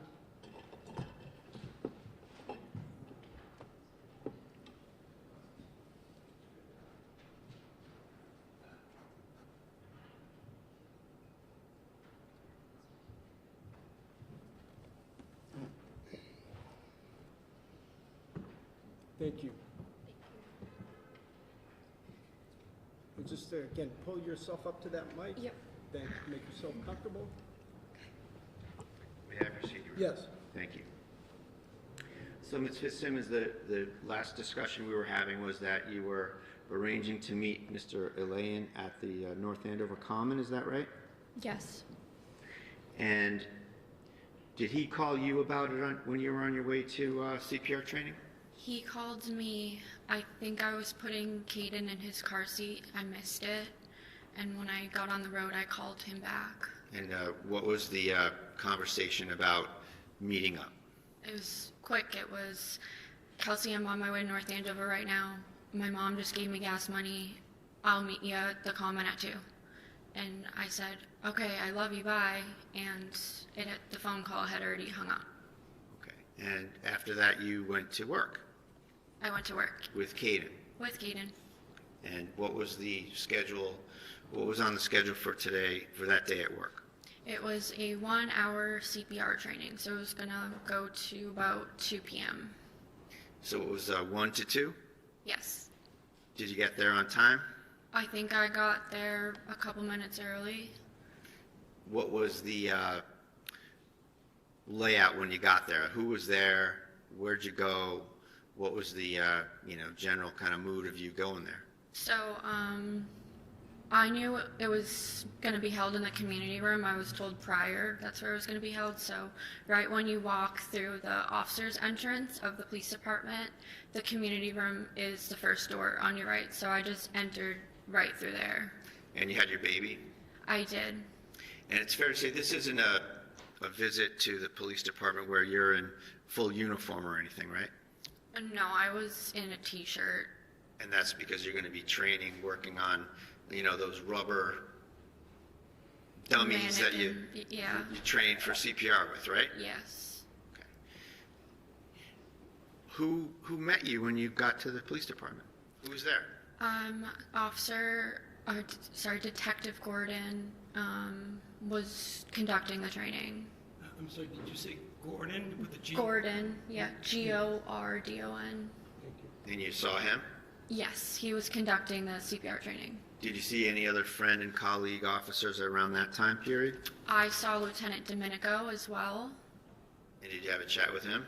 We didn't really talk because I was in the middle of the training. It was just we waved to each other when he was walking out of the door.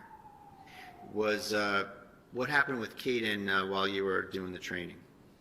I asked Detective Gordon if he wanted to hold him because I figured he hasn't held a baby in a long time. So it's kind of funny seeing guys that haven't held a baby in a long time and they're like, but Did he hold the baby? He did, yeah. Okay.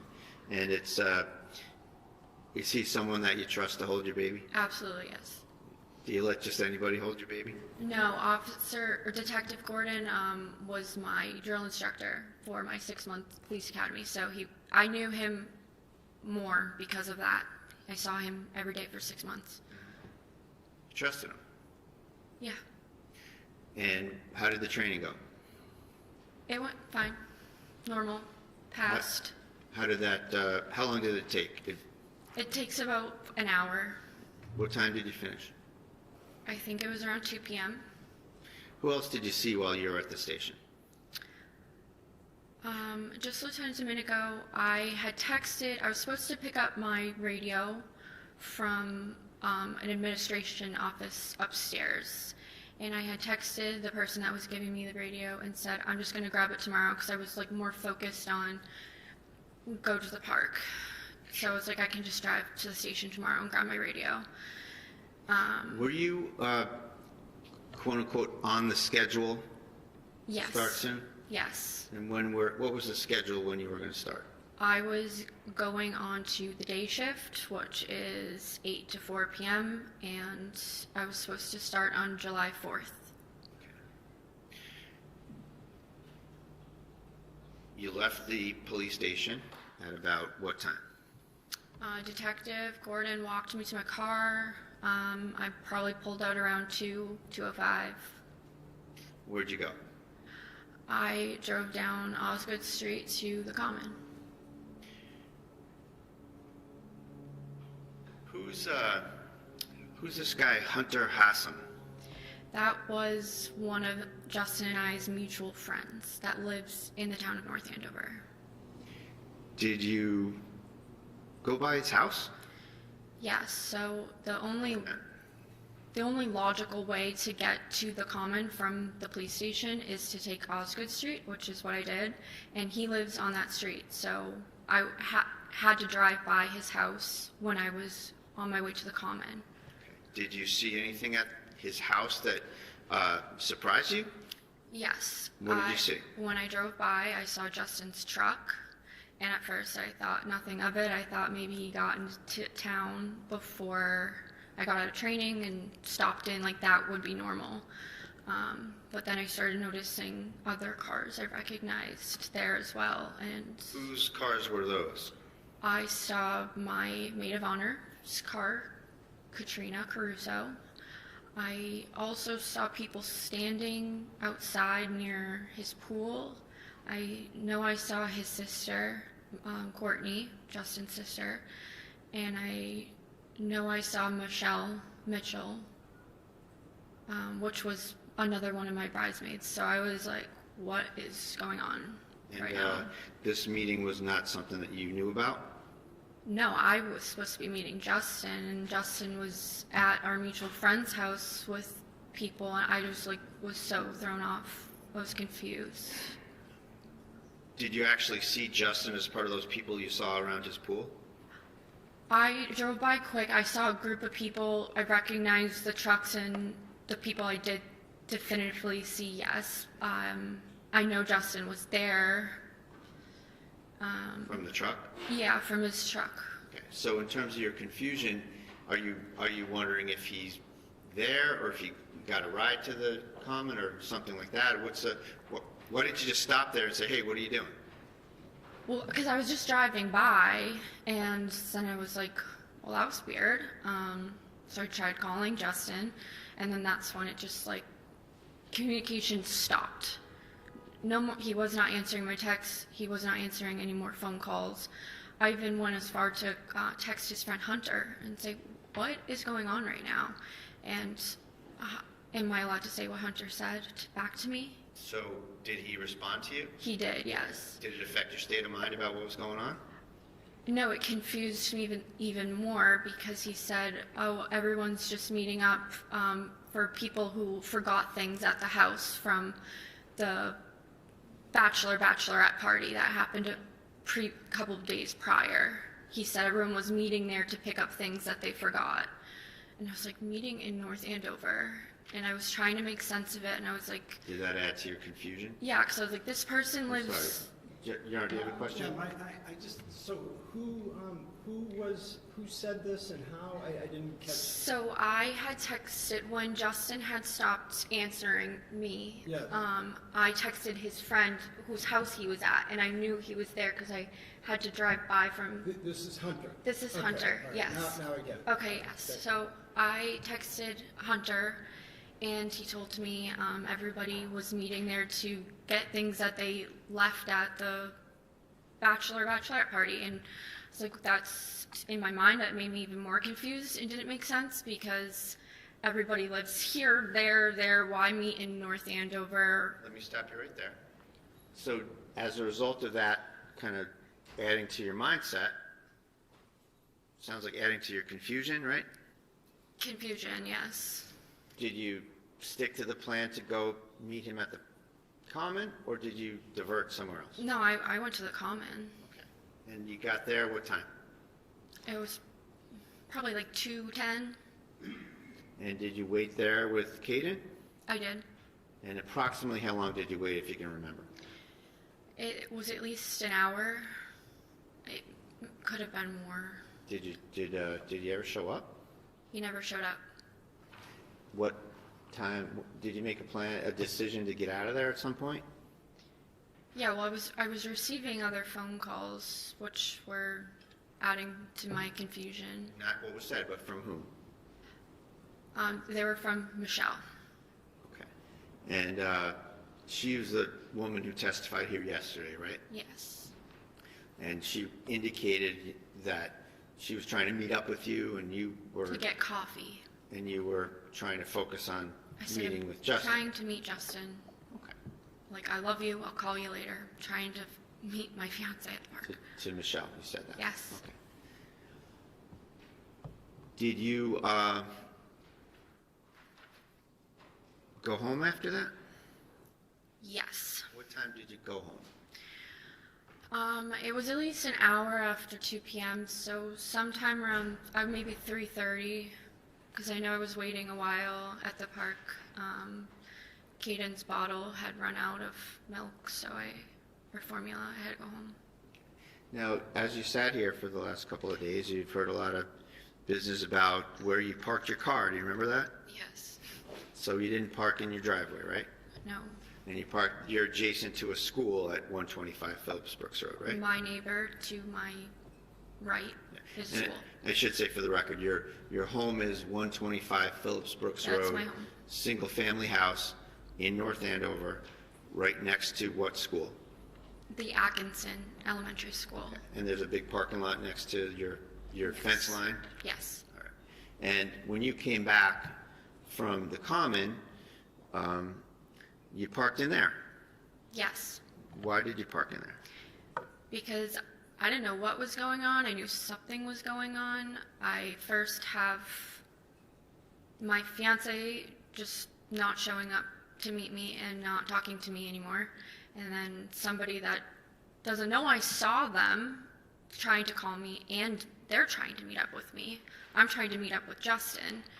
And a bunch of other people were there that didn't make sense. And I thought they were going to come to my house or something. So I didn't want anyone to know I was home. So I just parked at the school. Okay. Did this have anything to do with the North Andover Police Department? It had nothing to do with the North Andover Police Department. So you parked at the school, and as a young new mom, you probably had a lot of stuff you had to carry. I had his diaper bag, I had him in his little carrier, and I think I had my phone in my hands and my house keys. And you walked around and you went to your door? Yeah, it was genuinely a 60-second walk to my car to my house. Sure. From my car to my house. And you went into that porch door that we've seen on the video here. Yeah, and my there, right? front door, it leads to a porch. And then you got up on the porch and you make a left into another door into the house, right? Yep. Okay. What happened when you first got home? What did you do? I made Caden a bottle. I called my mom. I asked my mom if she would come over because it was like, what do I do? Like, what's going on? So you wanted some support from mom? Yeah, so like advice. My mom's my best friend. I knew she'd come over and maybe like have a different. Figure this out. Yeah. Sorry, I'll withdraw that, Judge. I'm just trying to move on. What was your? Mr. Brado, I'm sorry. I assume the objection is for leading? Repeatedly, yes. Okay. All right, yeah, if you could just stay away from leading, thank you. What was your state of mind about having mom come over? I was sad. I was really confused, and I wanted her advice. How far away does your mother live? She lives in Methuen, so it was her house is about 7 to 8 minutes away, but I think she was on her way home from work at the time, and she has to drive right by my house, or my old house. How was Caden at the common and getting home? How was he behaving in terms of fussiness, or was he okay, or sleeping, or quiet, or what?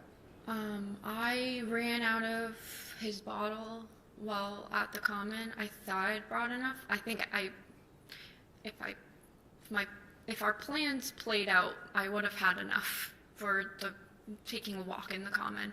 But because I was waiting for so long, I ran out of his bottle and he started crying. I drove right home. And then at home, you made another bottle and started to give him the bottle? Yes, beat him. Okay. What time did your mother get there? Approximately. Like maybe 5 to 10 minutes after I got home. And you did you visit with your mom for a while and consult with her on the situation? Yeah, we sat on my couch while I fed Kaden. She did some, my house was messy, so she was just trying to pick up around the house a little bit for me. And we were just talking. Okay. And did she leave at some point? She did. When was that? Probably had her over for about an hour. So maybe 5 o'clock she left.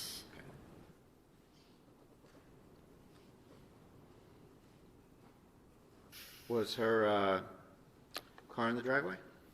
Hers was, yes. And obviously she got in the car and left in her car. Yeah, I told her that I was gonna be packing and probably going camping with my son, which is normal for me. My family owns land. We call it our happy place. I've been going there since I was a baby, so I was gonna go there to clear my mind since Justin wasn't going to meet up with me. I just figured I don't have work till the 4th, so that's what I'm gonna do. And The idea of sitting around. just, Sustained. I just didn't. No, I'm sorry. Oh, sorry. Yeah. Objection was sustained. Oh. So, next question.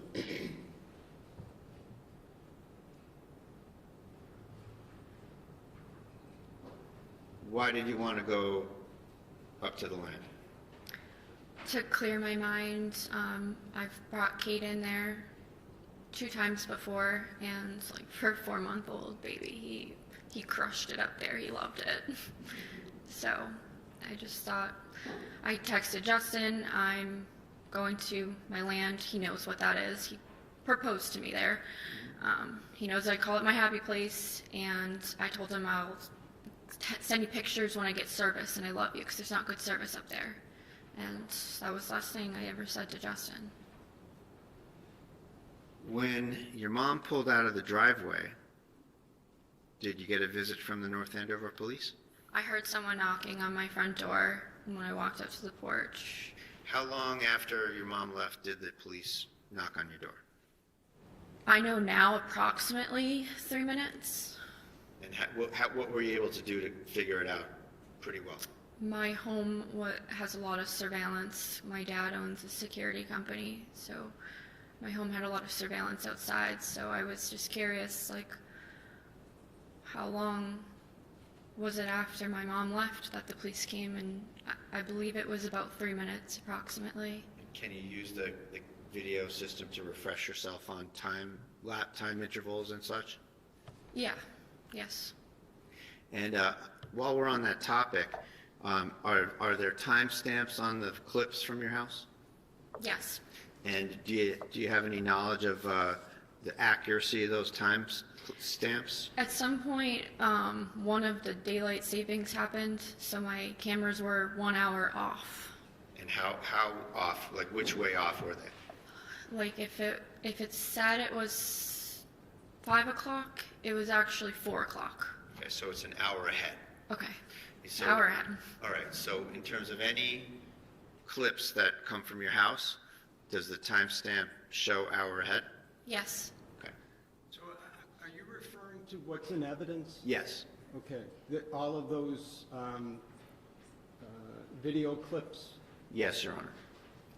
So, just want to make sure, did we say that right, that the clips are an hour ahead, or is the actual clip an hour behind?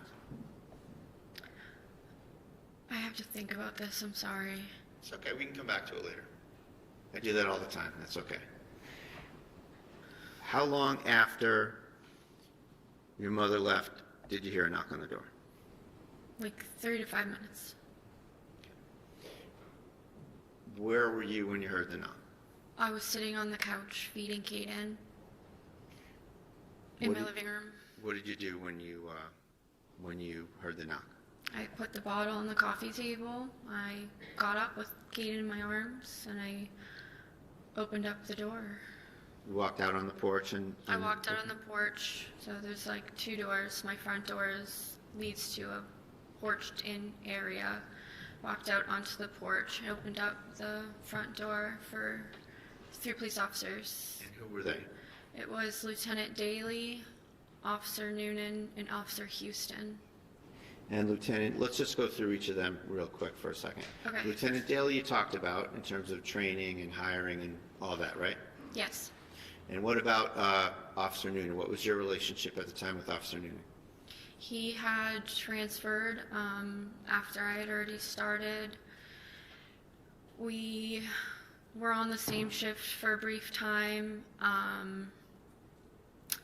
On one of our shifts, there was a really horrible call. So we'll get to that, but just Okay. generally in terms of your relationship. That's just like how our relationship kind of even started. That's why I brought it up. That's how Okay. we became like texting each other and kind of more than just like, you're just my coworker and I never talk to you, to we've had conversations and talked about personal things.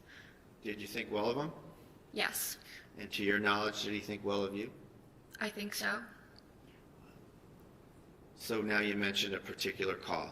Yes. And just so we don't have to dwell all over it, it's a call that involves a murder, suicide, and the murder victim is a young baby, right? Yes. And when was that call? It was in August of 2024. Was that response just you and him? I believe I was the first officer in with Officer Cuevas, and then Officer Noonan came. It was like pretty much when something like that comes over the radio, everybody starts heading there. But the call was in my sector, so the sector I was assigned to that night. So I was the closest with Officer Cuevas. So we walked in together. And just to encapsulate it, the call involved administering first aid, and it was a difficult call. Yeah. And that's kind of the source of when you sort of broke the ice with Officer Noonan? Yeah, we stood outside of the scene for a long time, all of us, everybody who was on that call, and we talked, and then the chief had asked us to, we were like out of commission for the night. Other officers came in and filled in for us, and we had like a meeting debrief in the chief's office. He had pizza delivered. Okay. And just in general, fast forwarding all the way to June 30th of 25, did you ever have any problems or issues with Officer Noonan? No, Did he ever, to your knowledge, did he ever have any problems or issues with you? no. So there's Noonan. And then who's the third officer there? Officer Houston. And we saw him testify here as well today, yesterday, right? Yes. And what was your relationship with Officer Noonan? Noonan or Houston? I'm sorry, Houston, thank you. I was closer with Houston. Probably out of the 3 of the people that were at my house that day, Houston and I were friends. He came to my engagement party. He was invited to my wedding. We have the same type of dog. I think they've met before. The dogs, I mean. Yeah. He was a work friend. He was a work outside friend. of Yeah. So these 3 come to the door. What are the circumstances of how they come in the house? Did you let them in, or how did that happen? I opened the door and Lieutenant Daly immediately put his foot on my front porch, and we didn't just come in, and I was like, okay, all right. I didn't hear that one. When I opened the door, Lieutenant Daly put his foot into my porch, and they just said, we need to come in, and I said, okay. And then did you turn around and you and Kaden walked back in the house and they followed you? Yes. So what happened when the four of you, five of you, got into the living room area? They asked me, Lieutenant Daly asked me to put Caden down in his car seat. They referred to it as like a rocker. It does rock, but it was his car seat. And I was in the middle of feeding him, so when I put him down, he was obviously crying, and I was like, whatever this is, I'm gonna hold my son, because they had a folder. I knew they were gonna give me something. At that moment, Yeah. did you have any idea what was going on? No, I knew, like, obviously I knew something was going on. The police are in my house, my coworkers, but when they told me to put Caden down, I was like a little hesitant because I'm in the middle of feeding him, and then I listened, I put him down, and he started crying, and I was like, no, I'm gonna hold my son, whatever this is, like, I'm gonna feed my baby and read it. So I picked Caden back up, and I had him on my lap while I opened the envelope, and that's when Lieutenant Daly said, Justin filed a restraining order against you. Okay, so you're trying to read it, and he's talking to you, and the baby's crying? Nope, baby you're isn't feeding crying him. anymore. I picked him up, and I'm feeding him. What did Daly say to you about the situation? I asked a lot of questions, like, why? I was supposed to meet him at the park, like, a couple hours ago. I'm confused. He said he didn't know anything, and I said, do you have the affidavit so I can read what I'm being accused of? And they didn't, and they said they didn't know the details, and he said that Caden was on it as well, and Did that affect your state of mind?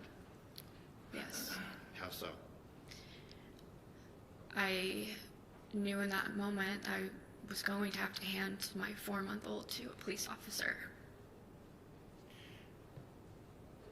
to be brought out of my house. How did that make you feel?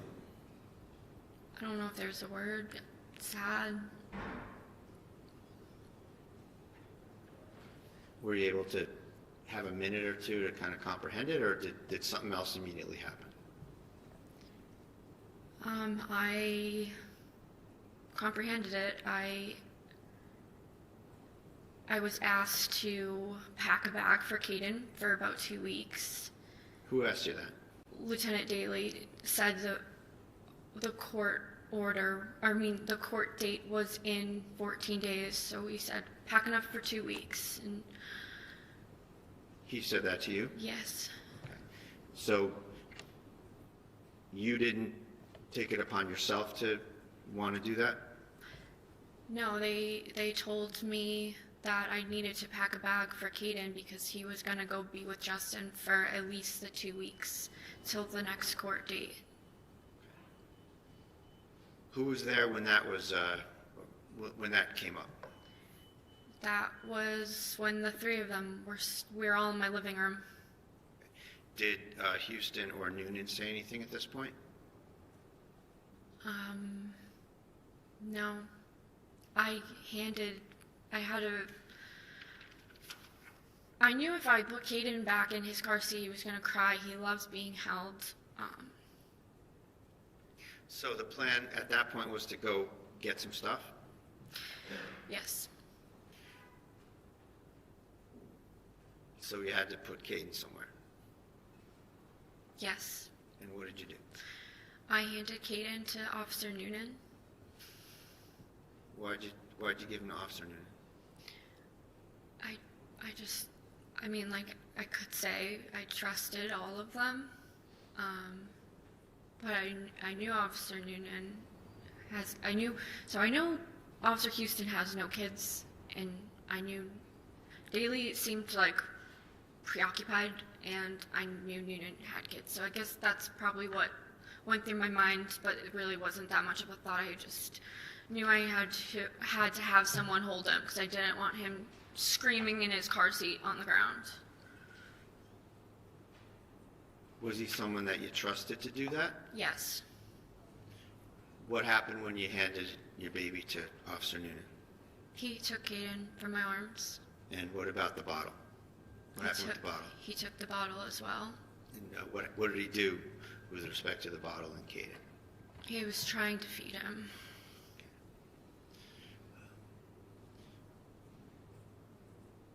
Did Officer Noonan exhibit any resistance or discomfort or anything with respect to holding the baby? No, I think he said like, oh, I haven't done this in a while, like something like that.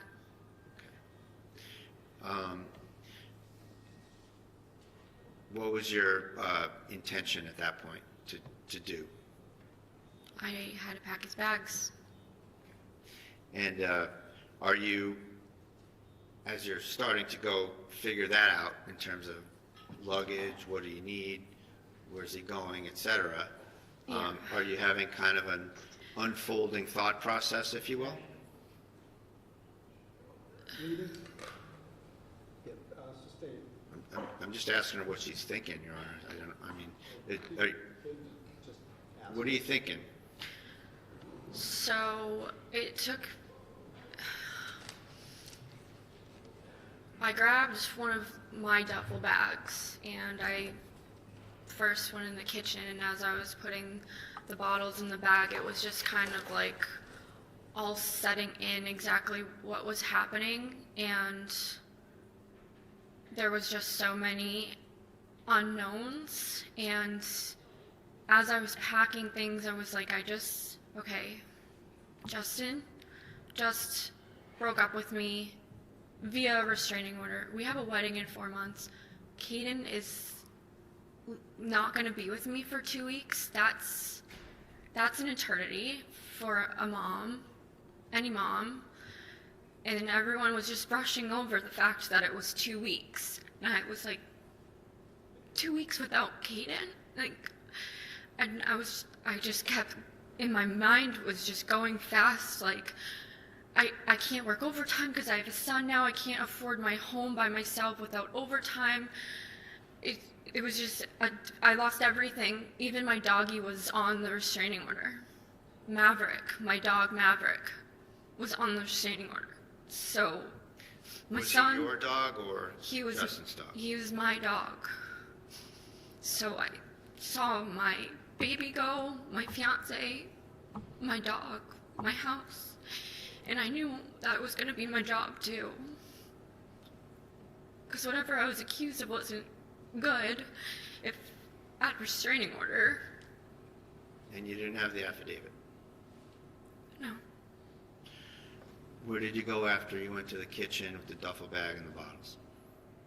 I went all around the house because his diapers were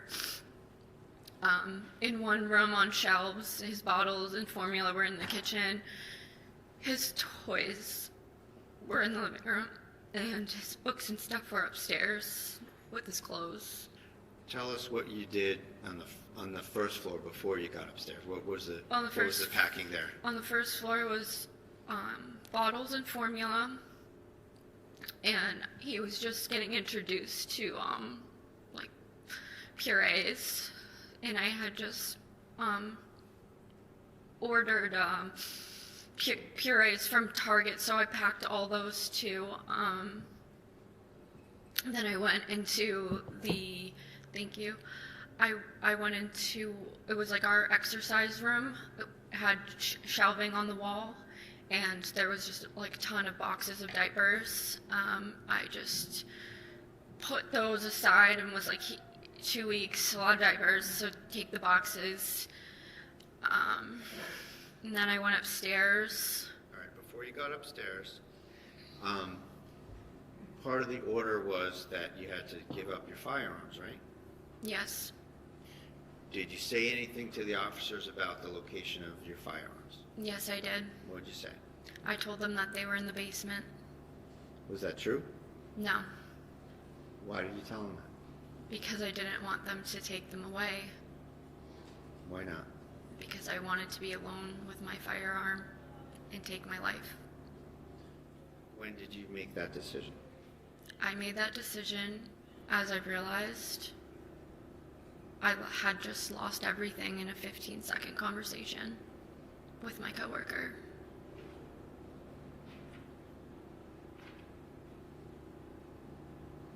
Where were your firearms?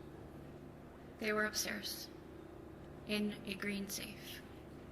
In your bedroom? in my bedroom.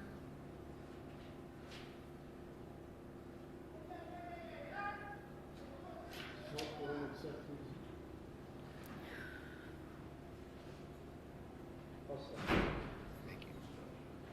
So you went upstairs, you mentioned? Yes.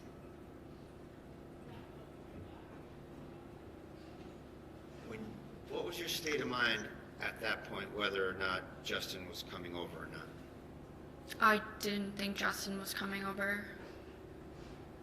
I knew that Caden was going to Justin, but I would never think Justin was coming over. Why not?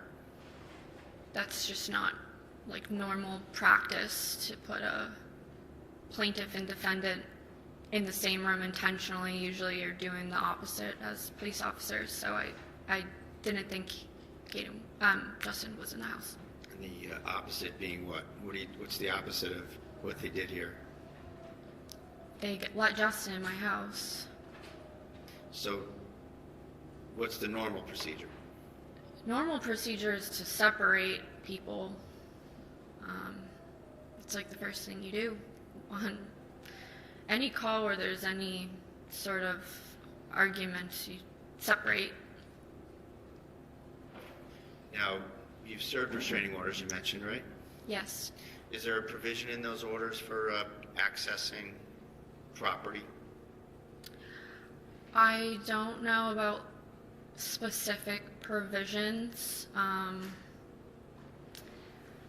I can tell you like what I've done before on a call where there was a restraining order involved. I don't know if it's a provision or not, though. Okay, we'll move on from there. Okay.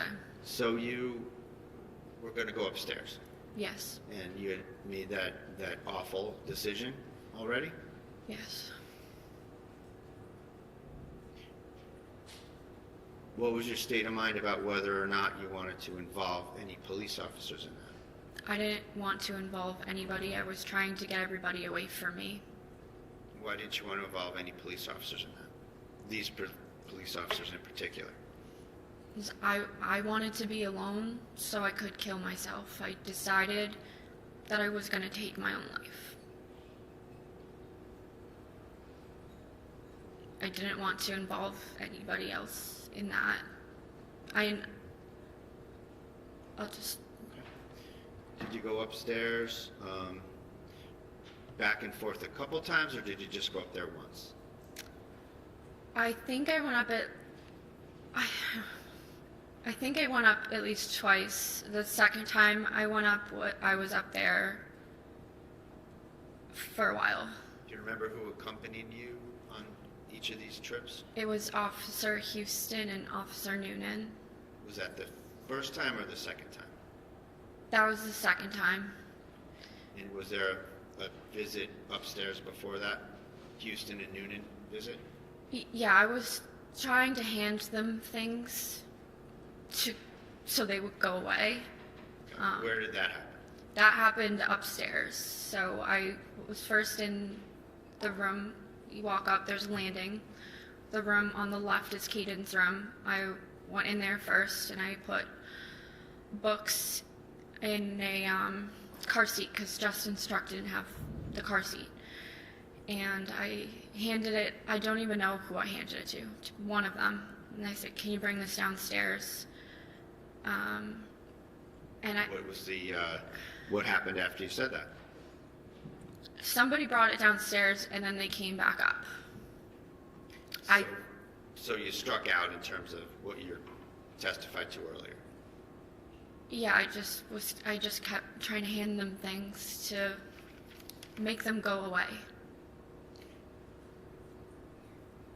Meaning, what do you mean make them go away? Be more specific if you can. Like, What was the plan? I knew if I pulled out my firearm in front of a police officer, I would get shot. That was not my intention, and that's not what I did. I was trying to get them away from me, so that didn't happen.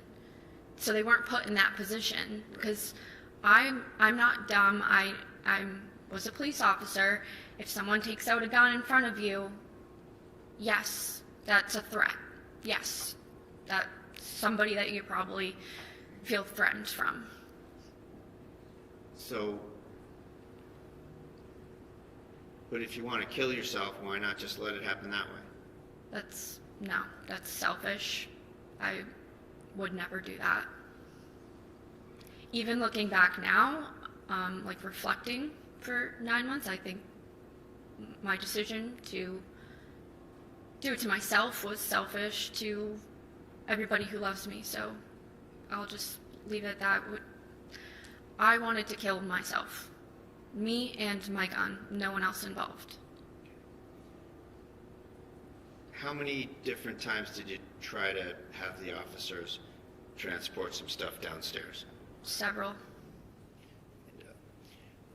At some point, did Officer Houston leave the second floor? Yes. And that left who up there? Officer Noonan. So upstairs it was Officer Noonan and yourself. Yes. At some point, did you go across that landing to the other room? Yes. Tell us about that. I was on the floor packing more clothes in the duffel bag. In which room? My bedroom. Okay, When hold we on. walk up Hold on. the stairs to the right. Okay, so you finish up in the other room and you go to your room. Yes. All right.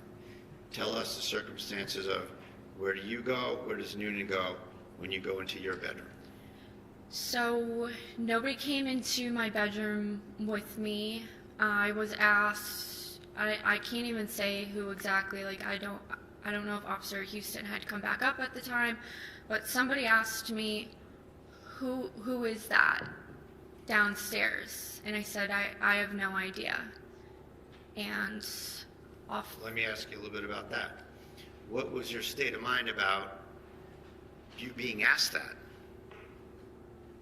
What were you thinking about? I was like, I don't know. Did you hear anybody come in? No, but they did. Because they were on the landing, they would be able to. I was like more into my bedroom than them, so I was like, I have no idea who's here. Shouldn't you guys know? Okay. What happened next? Officer Houston walked down the stairs first. Officer Noonan followed him down several steps. Did that give you a chance to do anything? That was, I knew, my only chance to be alone with my firearm.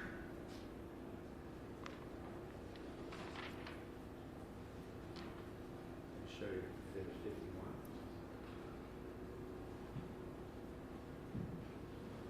What's shown in Exhibit 51? That's my bedroom. That's the room on the top of the landing to the right. Where's the photographer standing in this picture?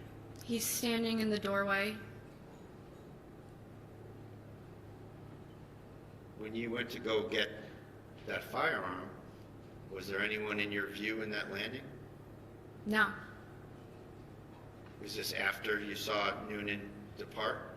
Yes, his back was turned towards me. He was following Officer Houston downstairs. Did he stay that way, or did he disappear from that scene?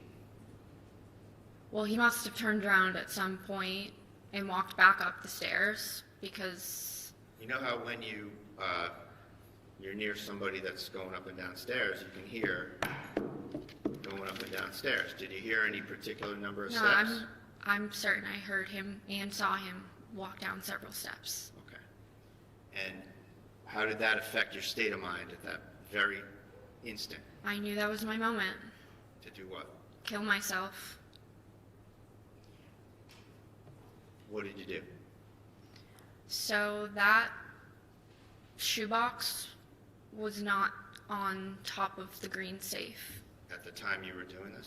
At the time, yeah, there was nothing on top of the safe. All right. And you're referring, for the record, there's a orange-lined box in the picture? Yeah, it looks like... Is that what you're talking about? It looks like a shoebox, yeah, yes.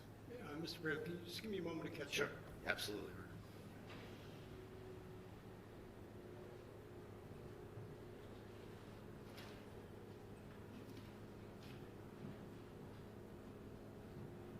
sorry, did you say that that box was not on the, what did you say about that box? That box was not there.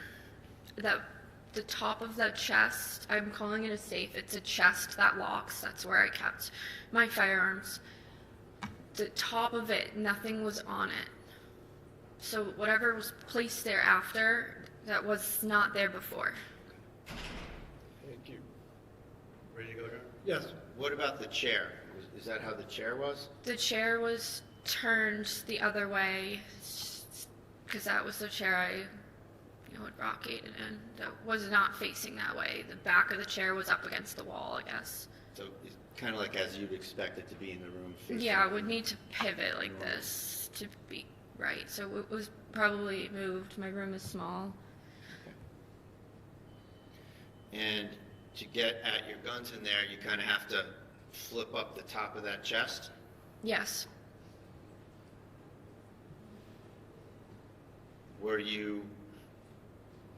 was your focus in terms of the firearm, the chest, whether Noonan's coming back? Where are you focused? I was just like, hurry up before somebody comes back. And what did you do? I grabbed the gun out of the chest. I put it up to my chest here. So what was going on with you putting it up to your chest? What was that all about? What do you mean when you say you put it up to Like you I just made a motion to your stomach area, right? Yeah, like I just grabbed it quickly. I bent over, grabbed it, put it here, took 2 steps backwards, and I don't want to make the motion of what I did because it's horrible. But I put the gun up to my head. Which hand did you use? My right hand, And where on your head did you put it? You can just describe it. my temple. Okay.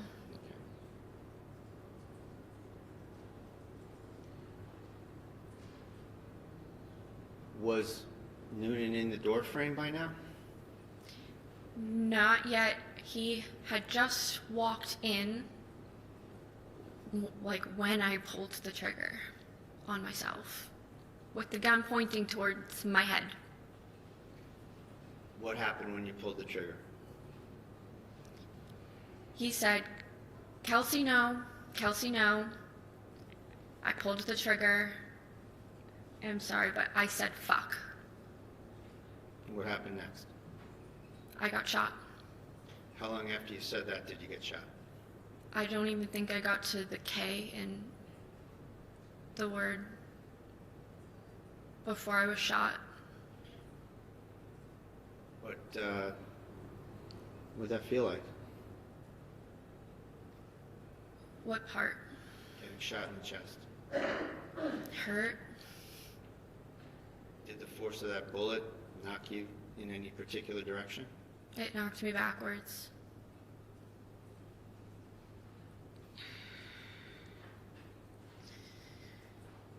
Do you recall what happened with your firearm? I got moved. It was Well, on.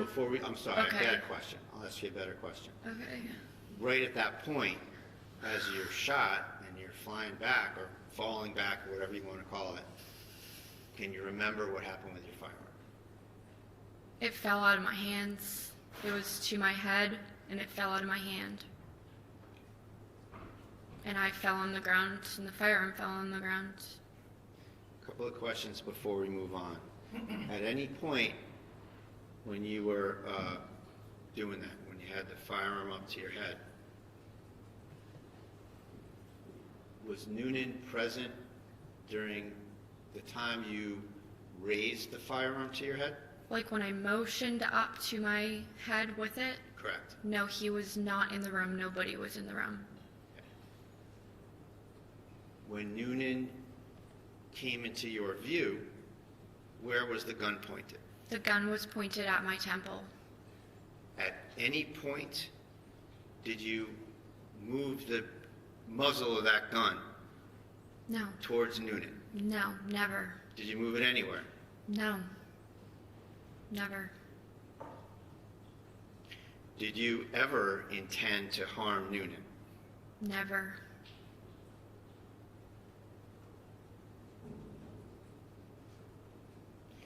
What did you know about Noonan's kind of personal circumstances in your time getting to know him? He was like, so he was a cop for a long time, and I was considered like a rookie. And like after, I had like a few really bad calls in a row, and everybody kind of knew it. And the senior guys would like check in on me and give me advice, and he was one of those people. And he told me his own personal experience with like calls and how to handle them when they're bad. So, what was his family situation? I've met his wife.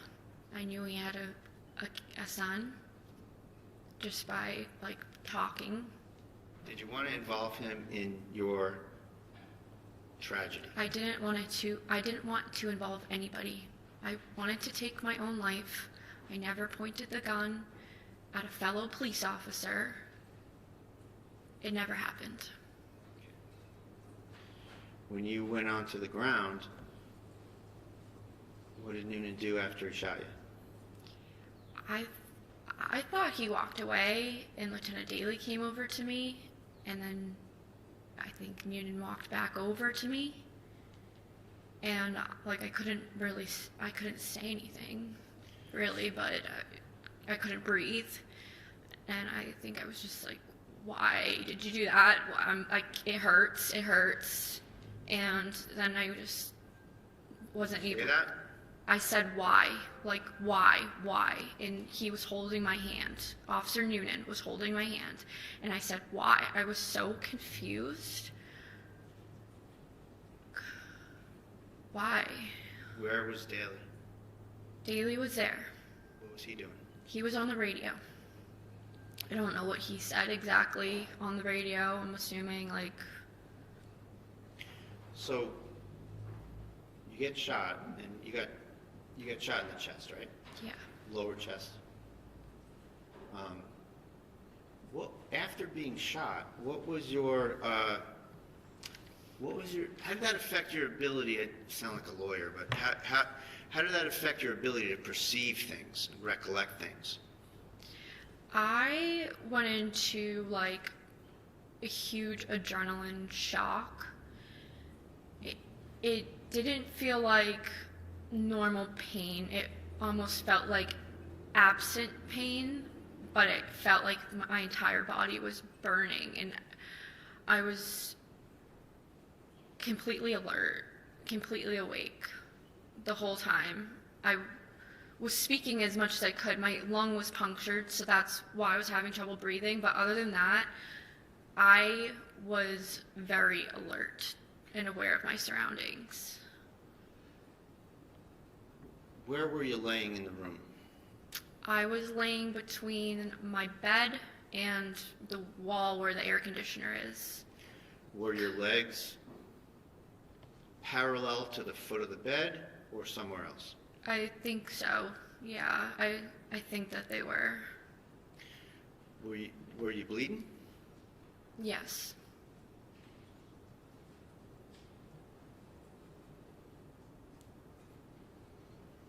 Is that the way you wanted this to happen? No.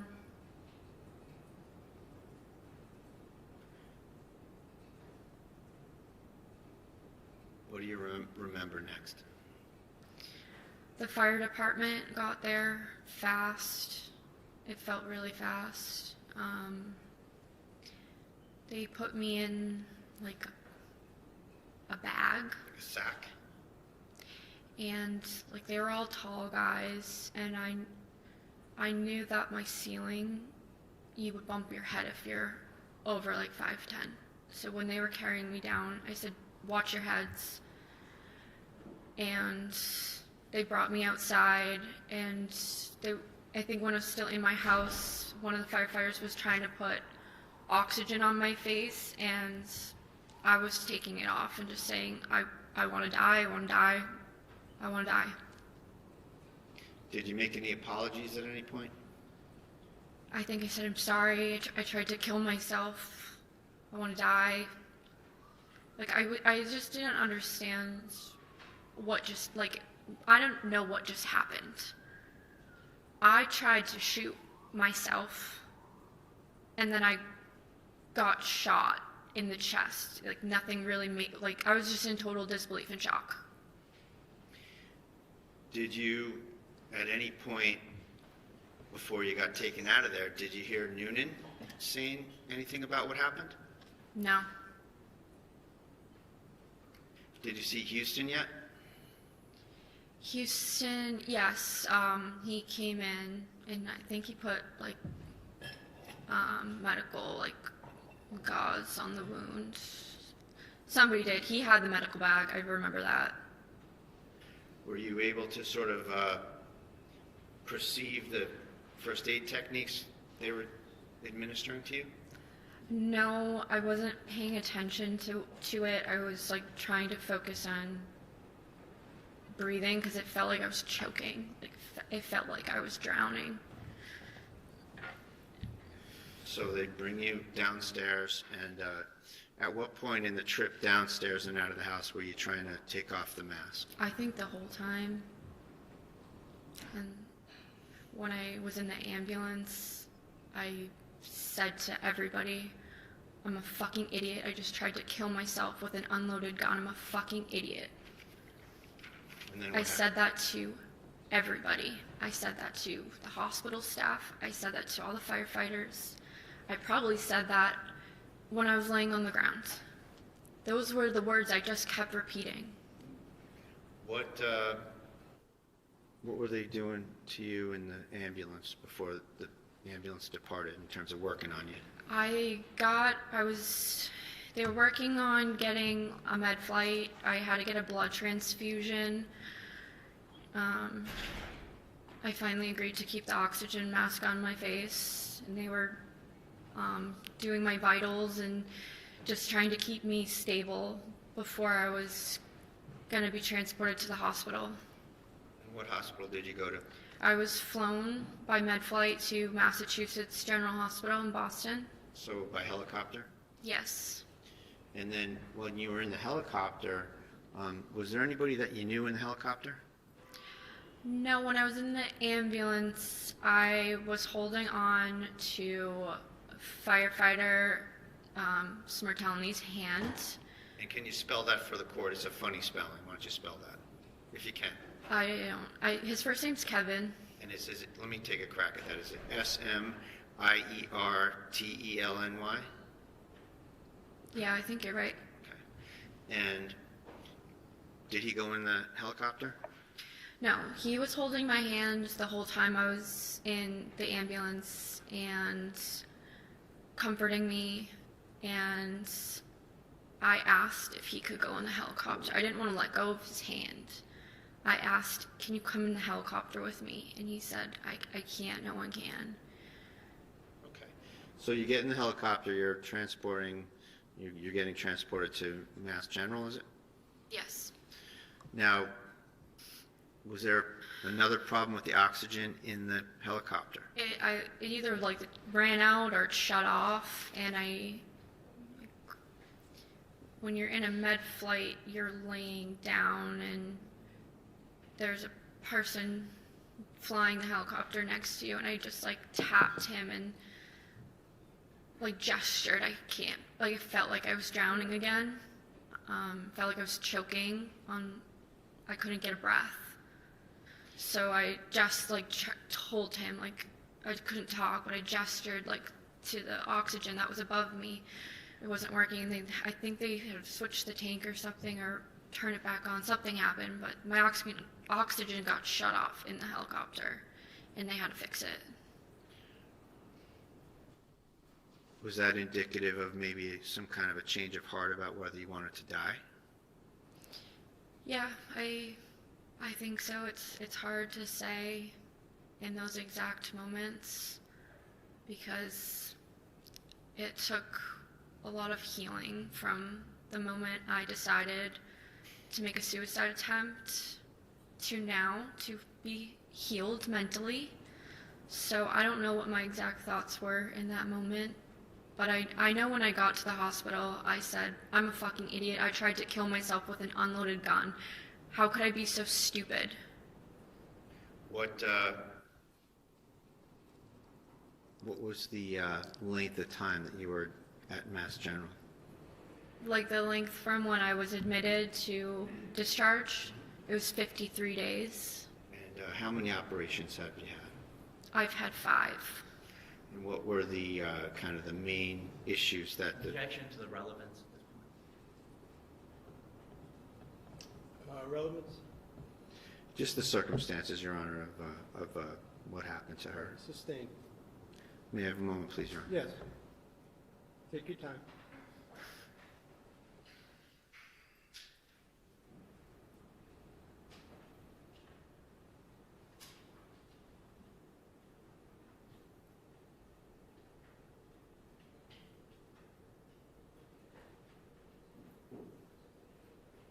Nothing further.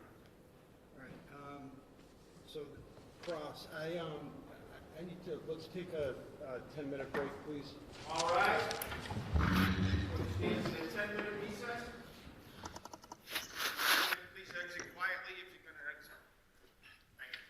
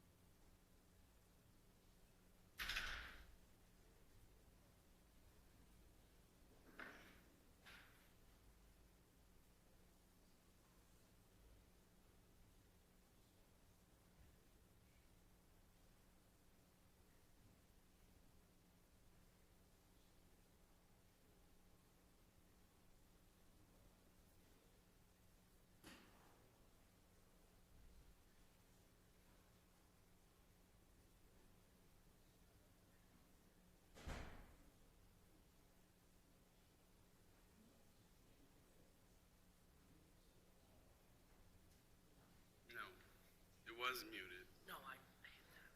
Yeah. Okay. Monday and Tuesday.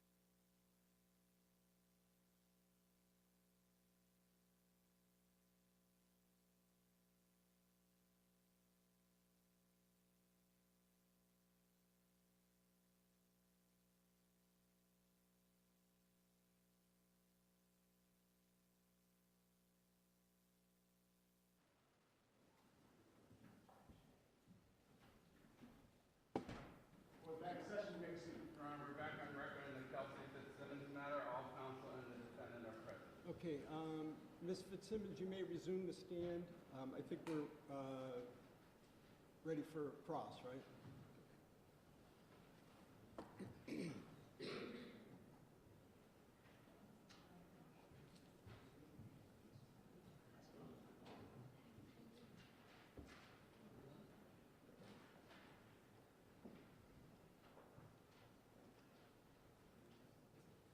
Yes.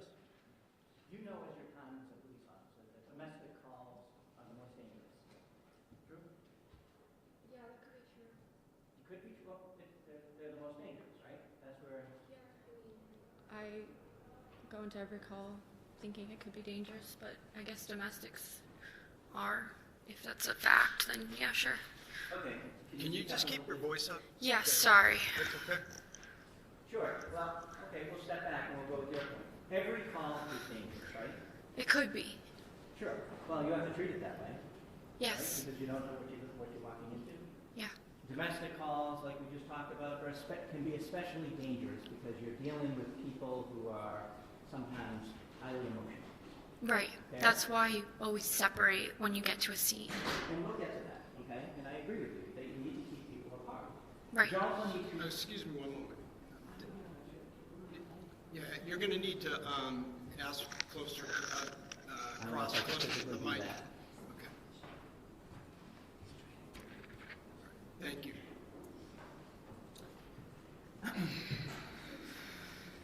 When you walk into a domestic situation, whether it's a restraining order that you're serving, whether it's a call for some sort of domestic violence, right?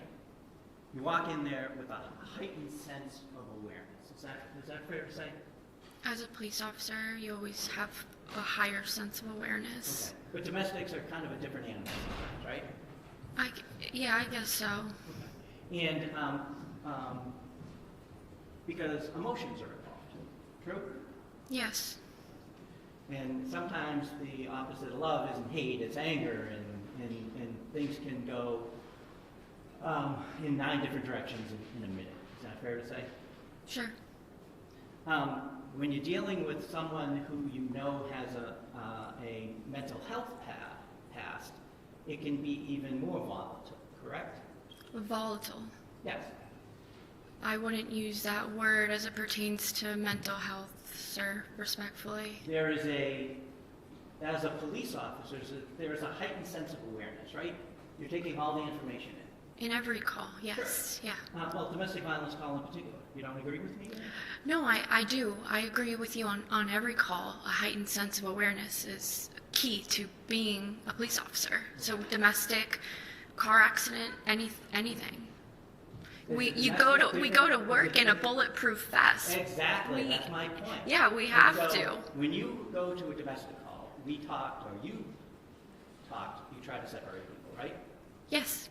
Because if they come together or you can see each other sometimes, bad things can happen. Right? Yes. And so when you walk into a domestic violence situation, or any situation, right?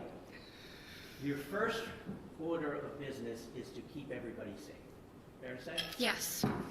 The people who called, right? Yes. Yourself. Yes. If you have a partner, your partner. Yep, the other officers, yep. If there are family members there, you want to keep them safe. True? Yes, police officer, your job is to keep everyone, including yourself, safe. If there are children, you want to keep them safe. Everybody. Okay. So, and if you think there are guns in the house, that is a particularly serious concern for you also, right? Yes. For your safety, Yes. for your partner's safety, Yes. for the children's safety, for everybody, right? For everybody. And you know that, correct? I know that. And so you know when you walk into a scene, when you think there may be some mental health issues, that there may be some weapons, that you don't take your eyes off anybody, correct? Yes. Okay. So you don't let someone walk into a room by themselves, right? You shouldn't know. You should have, I think with Officer Houston, you should be in their pocket, right? I'm not familiar with that phrase. Did he say that? You did. Okay. Well, if you're not familiar, you should be right near them, right? Yes. Because at any point, someone could grab a weapon, True. use a weapon, True. and especially when there's a heightened sense of volatility on some of these calls, right? Yes. And you know that as a police officer, correct? And Yes. that's just kind of common sense anyway, right? Yes. And you've been trained on that. Yes. And so you don't take your eyes off any of the parties, true? True.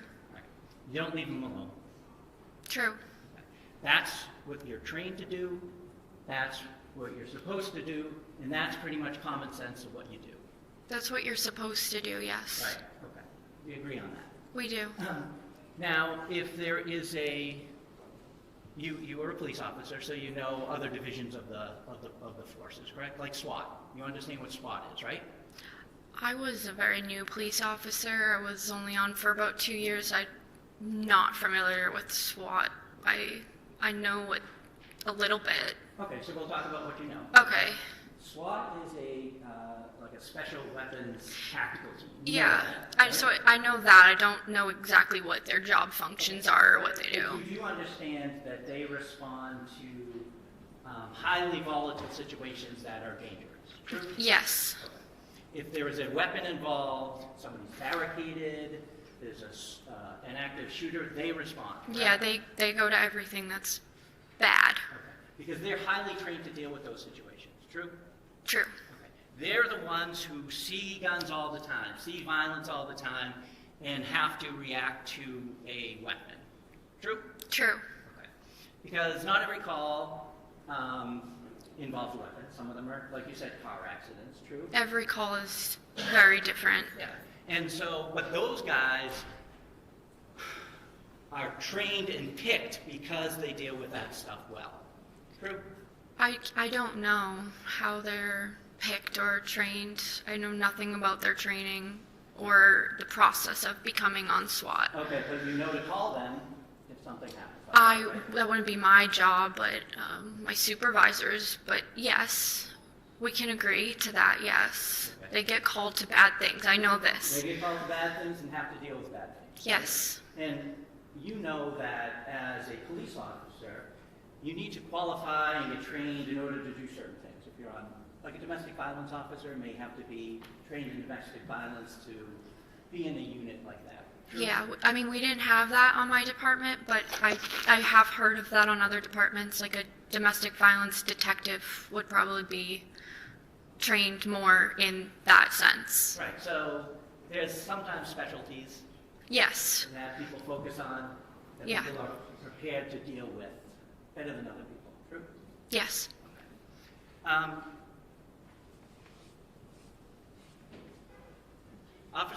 Officer Noonan was on the SWAT team. You know him, right? You know that. I know that now. Okay. You knew he started in Andover. That's where he began his career. I knew he started in North Andover. Sorry, North Andover. And then he went to Lawrence. Yes. And Lawrence is really a different atmosphere than North Andover. You agree with me there? Yes. North Andover is... North Andover does get the flood in of Lawrence, Sure, though. there's some crossover. Yes. Right, but you know what that crossover is. Yes. True? True. It's, and not to disparage any community, right? But Lawrence has more guns than North Andover. I think so. I don't know off personal knowledge, but I would assume. Okay. They have more gangs. Yes, that I do know, yes. They have more drugs. Yes. They have more violence. Yes. They have more need for people who can deal with that stuff, correct? Yes. Okay. And you know that Officer Noonan worked in Lawrence for years. I did know that, yes. Okay, you did know that, right? Yeah, I did. And then he came back. Did you say you were on the job or not on the job when he came back? I was already on the job when he came back. Okay. And you know he came back from Lawrence, right? And when he came back from Lawrence, it was really, he was the most experienced person on the force at this point, right? From what he had been through? I didn't know his experiences. Okay, you knew that he was... I honestly thought I looked at my lieutenants as that Well, for me. Officer Noonan, back when you were on the job, you looked up to him. Yeah, I looked up to all the senior officers that were willing to train me or give me any type of advice. Well, we're talking about Officer Noonan. He did that, Okay. so yes. Yeah, you looked up to him. You knew he was experienced, correct? Yes. You knew he was a by-the-book kind of guy, that he was going to teach you well. Yes. You went to him for that. I went to him for advice. Right. And you went to him for advice because you thought he knew what he was doing, right? He'd been through the ringer, and that's why you went to him, right? No, he told me, he reached out to me and told me that, he's been on bad calls before, and this is how he handles it. Right. And And you appreciated that. I did. Okay. And it seemed like that was true with the advice he was giving you. Yes, yes, A gentleman about it. Right? yes. Okay.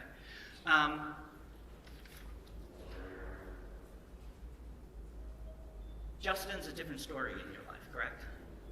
Justin,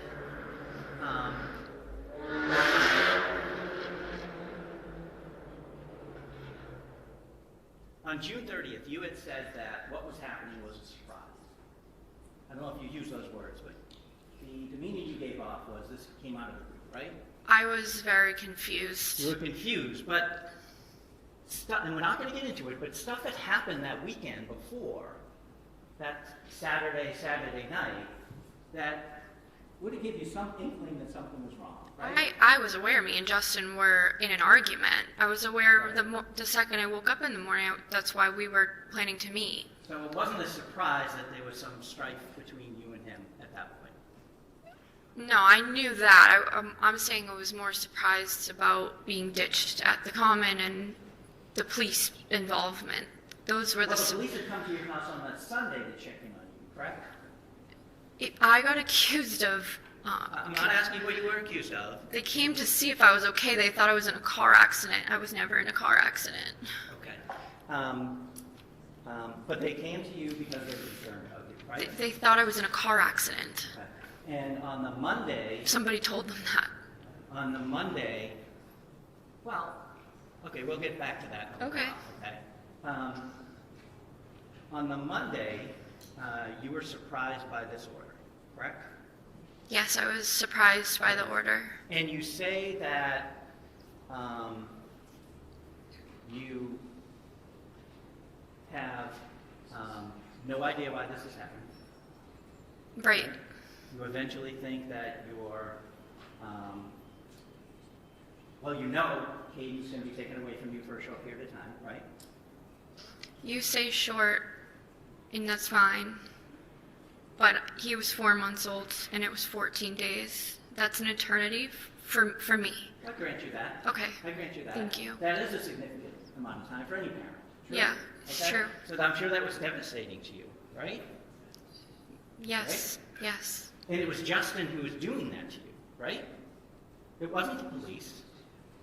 No, right. It was Justin who went to court, who said, I should have custody of that child, correct? Correct. And so that's who is doing these things to you, right? Yes. So that's who your anger was focused on, right? I mean, I don't even know if I got to the point of grieving, of anger yet. I don't think I was there yet. But if any of my emotions were directed towards somebody, it would be Justin. Sure. Yes. Because you felt betrayed. I did. Okay. And you knew he was going to get Katie. I knew that I had to give Caden to the police, for the police to give Caden to Okay, well, Justin. you know the police don't take custody of children, right? I don't know that. Well, as your time as a police officer, have you ever actually taken custody of a child and left? I have. So you're telling this court, you're telling the judge, that if there is not a family member to take a child because something happens, that you actually take the child and leave? You don't call DCF? Well, you always file a 51A after Sure. the fact. And then they come to the home and they take it, right? So I guess the call I went on was different. I did end up taking the juvenile in my police car. I drove her to the police station where she met with family members. Okay, so how old was this person? She was maybe 12. Okay, well, we're talking about infants, right? You wouldn't transport an infant. No, I guess. So, Counsel's testifying about facts that are not evidence, they're not proven. They're sort of being suggested as if they're gospel, which might mislead the witness. Okay. So, overruled, but, Mr. Gubitosi, can you just allow Ms. Fitzsimmons to complete her answer? And like all witnesses, I don't want you folks speaking over one another. of course. Thank you. So you agree with me that DCF would typically come and get an infant, right? Yes, I've never personally had a call with. Well, okay, let's just talk about your career. You said you... I think so. I can't tell you for sure. Well, let's just talk about your career. When did you graduate the academy? May of 2024? Yes. Okay, and you went out on leave on when? I went light duty while I was pregnant. I was about 20 weeks pregnant when the duty belt didn't clip anymore. Okay, so, but you went out on February 16th. That was Katie's birthday, right? So that's your official leave? Yeah, that's my official leave. Okay, so 20 weeks, and he was, so you do the math for me. How many months were you actually on the road? Okay, let's see.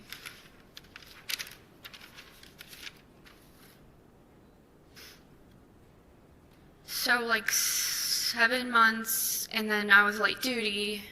So I graduated the police academy in May of 2024, and I went out on maternity leave February 16th of 2025. So you're actually just on the road for 7 months? Light duty, you're not on the road because, I mean, you're pregnant. Understood. Yeah. Understood. And that was your choice to stay in the station and work that way, right? Yes. Okay. But you were actually on the road, going to calls, doing the dirty work as a police officer, just for 7 months, right? Yes. Now, I'm going to jump back to June 30th at the house after the police come, right? You called your mom. You asked to do that, and they let you do that, right? There's no prohibition. You're talking about after the police? Yes, after the police arrived. Yes, I called my mom. Okay. And she came. Yes. Okay. She came. Now, you called her your best friend, right? My mom is. Your best friend, right? And so you could have talked to her, correct? Yes. When Justin arrived, you knew he came in the house, right? You heard him. No. You didn't hear him come in the house? No. You knew he was coming to get the baby. I never expected a police officer to allow the victim or plaintiff in a case to enter the home where the defendant is. Well, you knew he was getting the child, correct? Yeah, but I thought that I passed Caden off to walk outside. I never thought, or I never knew Justin was in my home. You knew he was coming to the house? I thought they would do it at the school, but yes, I mean, I knew he was going to be in the vicinity. I never expected or knew he walked through my front door. When you went upstairs, and we'll talk about that green chest you called it, correct? Yes. Was it locked? No. Okay, you could just flip it open. Yes. When you claimed you pulled the trigger, it clicked. It did. It was not around in the chamber. Correct. There was a full magazine in it, right? I think so. Okay. Yeah. Well, you had used that gun to go shooting on Friday, true? That is true. That's why I didn't chamber around, thank God. And when you're doing shooting, were you qualifying? What were you doing on that Friday? We have a qualification, yeah. Okay, so you had to do that, right? Yeah, because... And when you're shooting for qualifying, when you're at the range, how do you hold your pistol? 2 hands, and then there's some where they say use your strong hand or your left hand, your not strong But hand. your typical reflex is 2 hands, true? Yeah, that's 2 hands extended. that's most of the range day, yeah. Right, that's your training. That's the safest way to shoot a gun, true? So that's your default? That's what we do at the range for those 8 hours, other than the one part where you shoot with your strong and non-strong hands. So on Friday you spent hours shooting with 2 hands? Yes. Yeah, it was Friday, yes. Well, I'm asking you. I think so. Now, you stated that after the police came and you were starting to process things, true? Yes. And it took a bit for you to process things, about your life unraveling, if you will, true? Yeah, as I was packing things, it just started to hit me, like, this is going, this is going, this is going. Just, as I was walking around the house, I just was like... All those things are going, and it's all because of what Justin did. Yes. Thank you. I have nothing else, Judge. Redirect? No redirect, Your Honor, thank you. Okay. All right, you may step down. Thank you. Thank you, Your Honor. And the defense, you can call your next witness.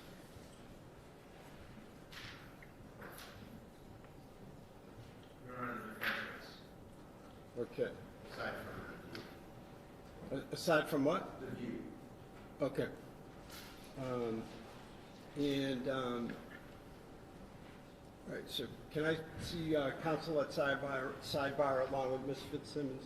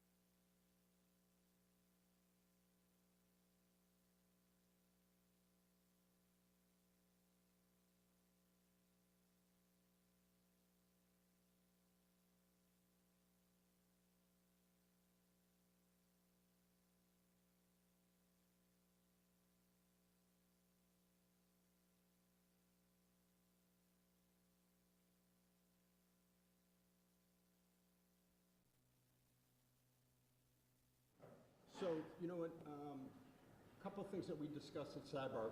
First, I just want to make sure that procedurally we're as precise as we need to be. So technically, the defense hasn't rested because we have the issue of the view. We're going to, as we discussed at sidebar, what I'd like to do is break until 2. At 2, I'd like a definitive answer on whether the defense still seeks to have me view the location, number one. Number two, I'd like to conduct that charge conference that we spoke of, and 3, leave with a schedule as to, definitive schedule as to what will happen tomorrow, which the hope would be that you folks do your closings and I begin my deliberations. All right, so let's reconvene. That will give you enough time, Mr. Yes, Judge, thank you very much. All right, okay. So we will stand in recess until 1 o'clock. Thank you. All rise. Court stands in a lunch recess. Let's go hit the conference room, guys. My phone over there.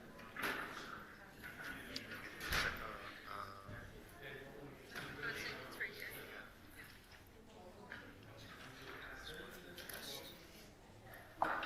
Ordinance is the one where Let's talk down there.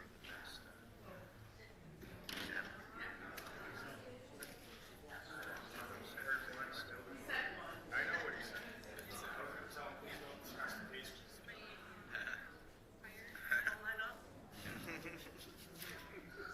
Will he take me?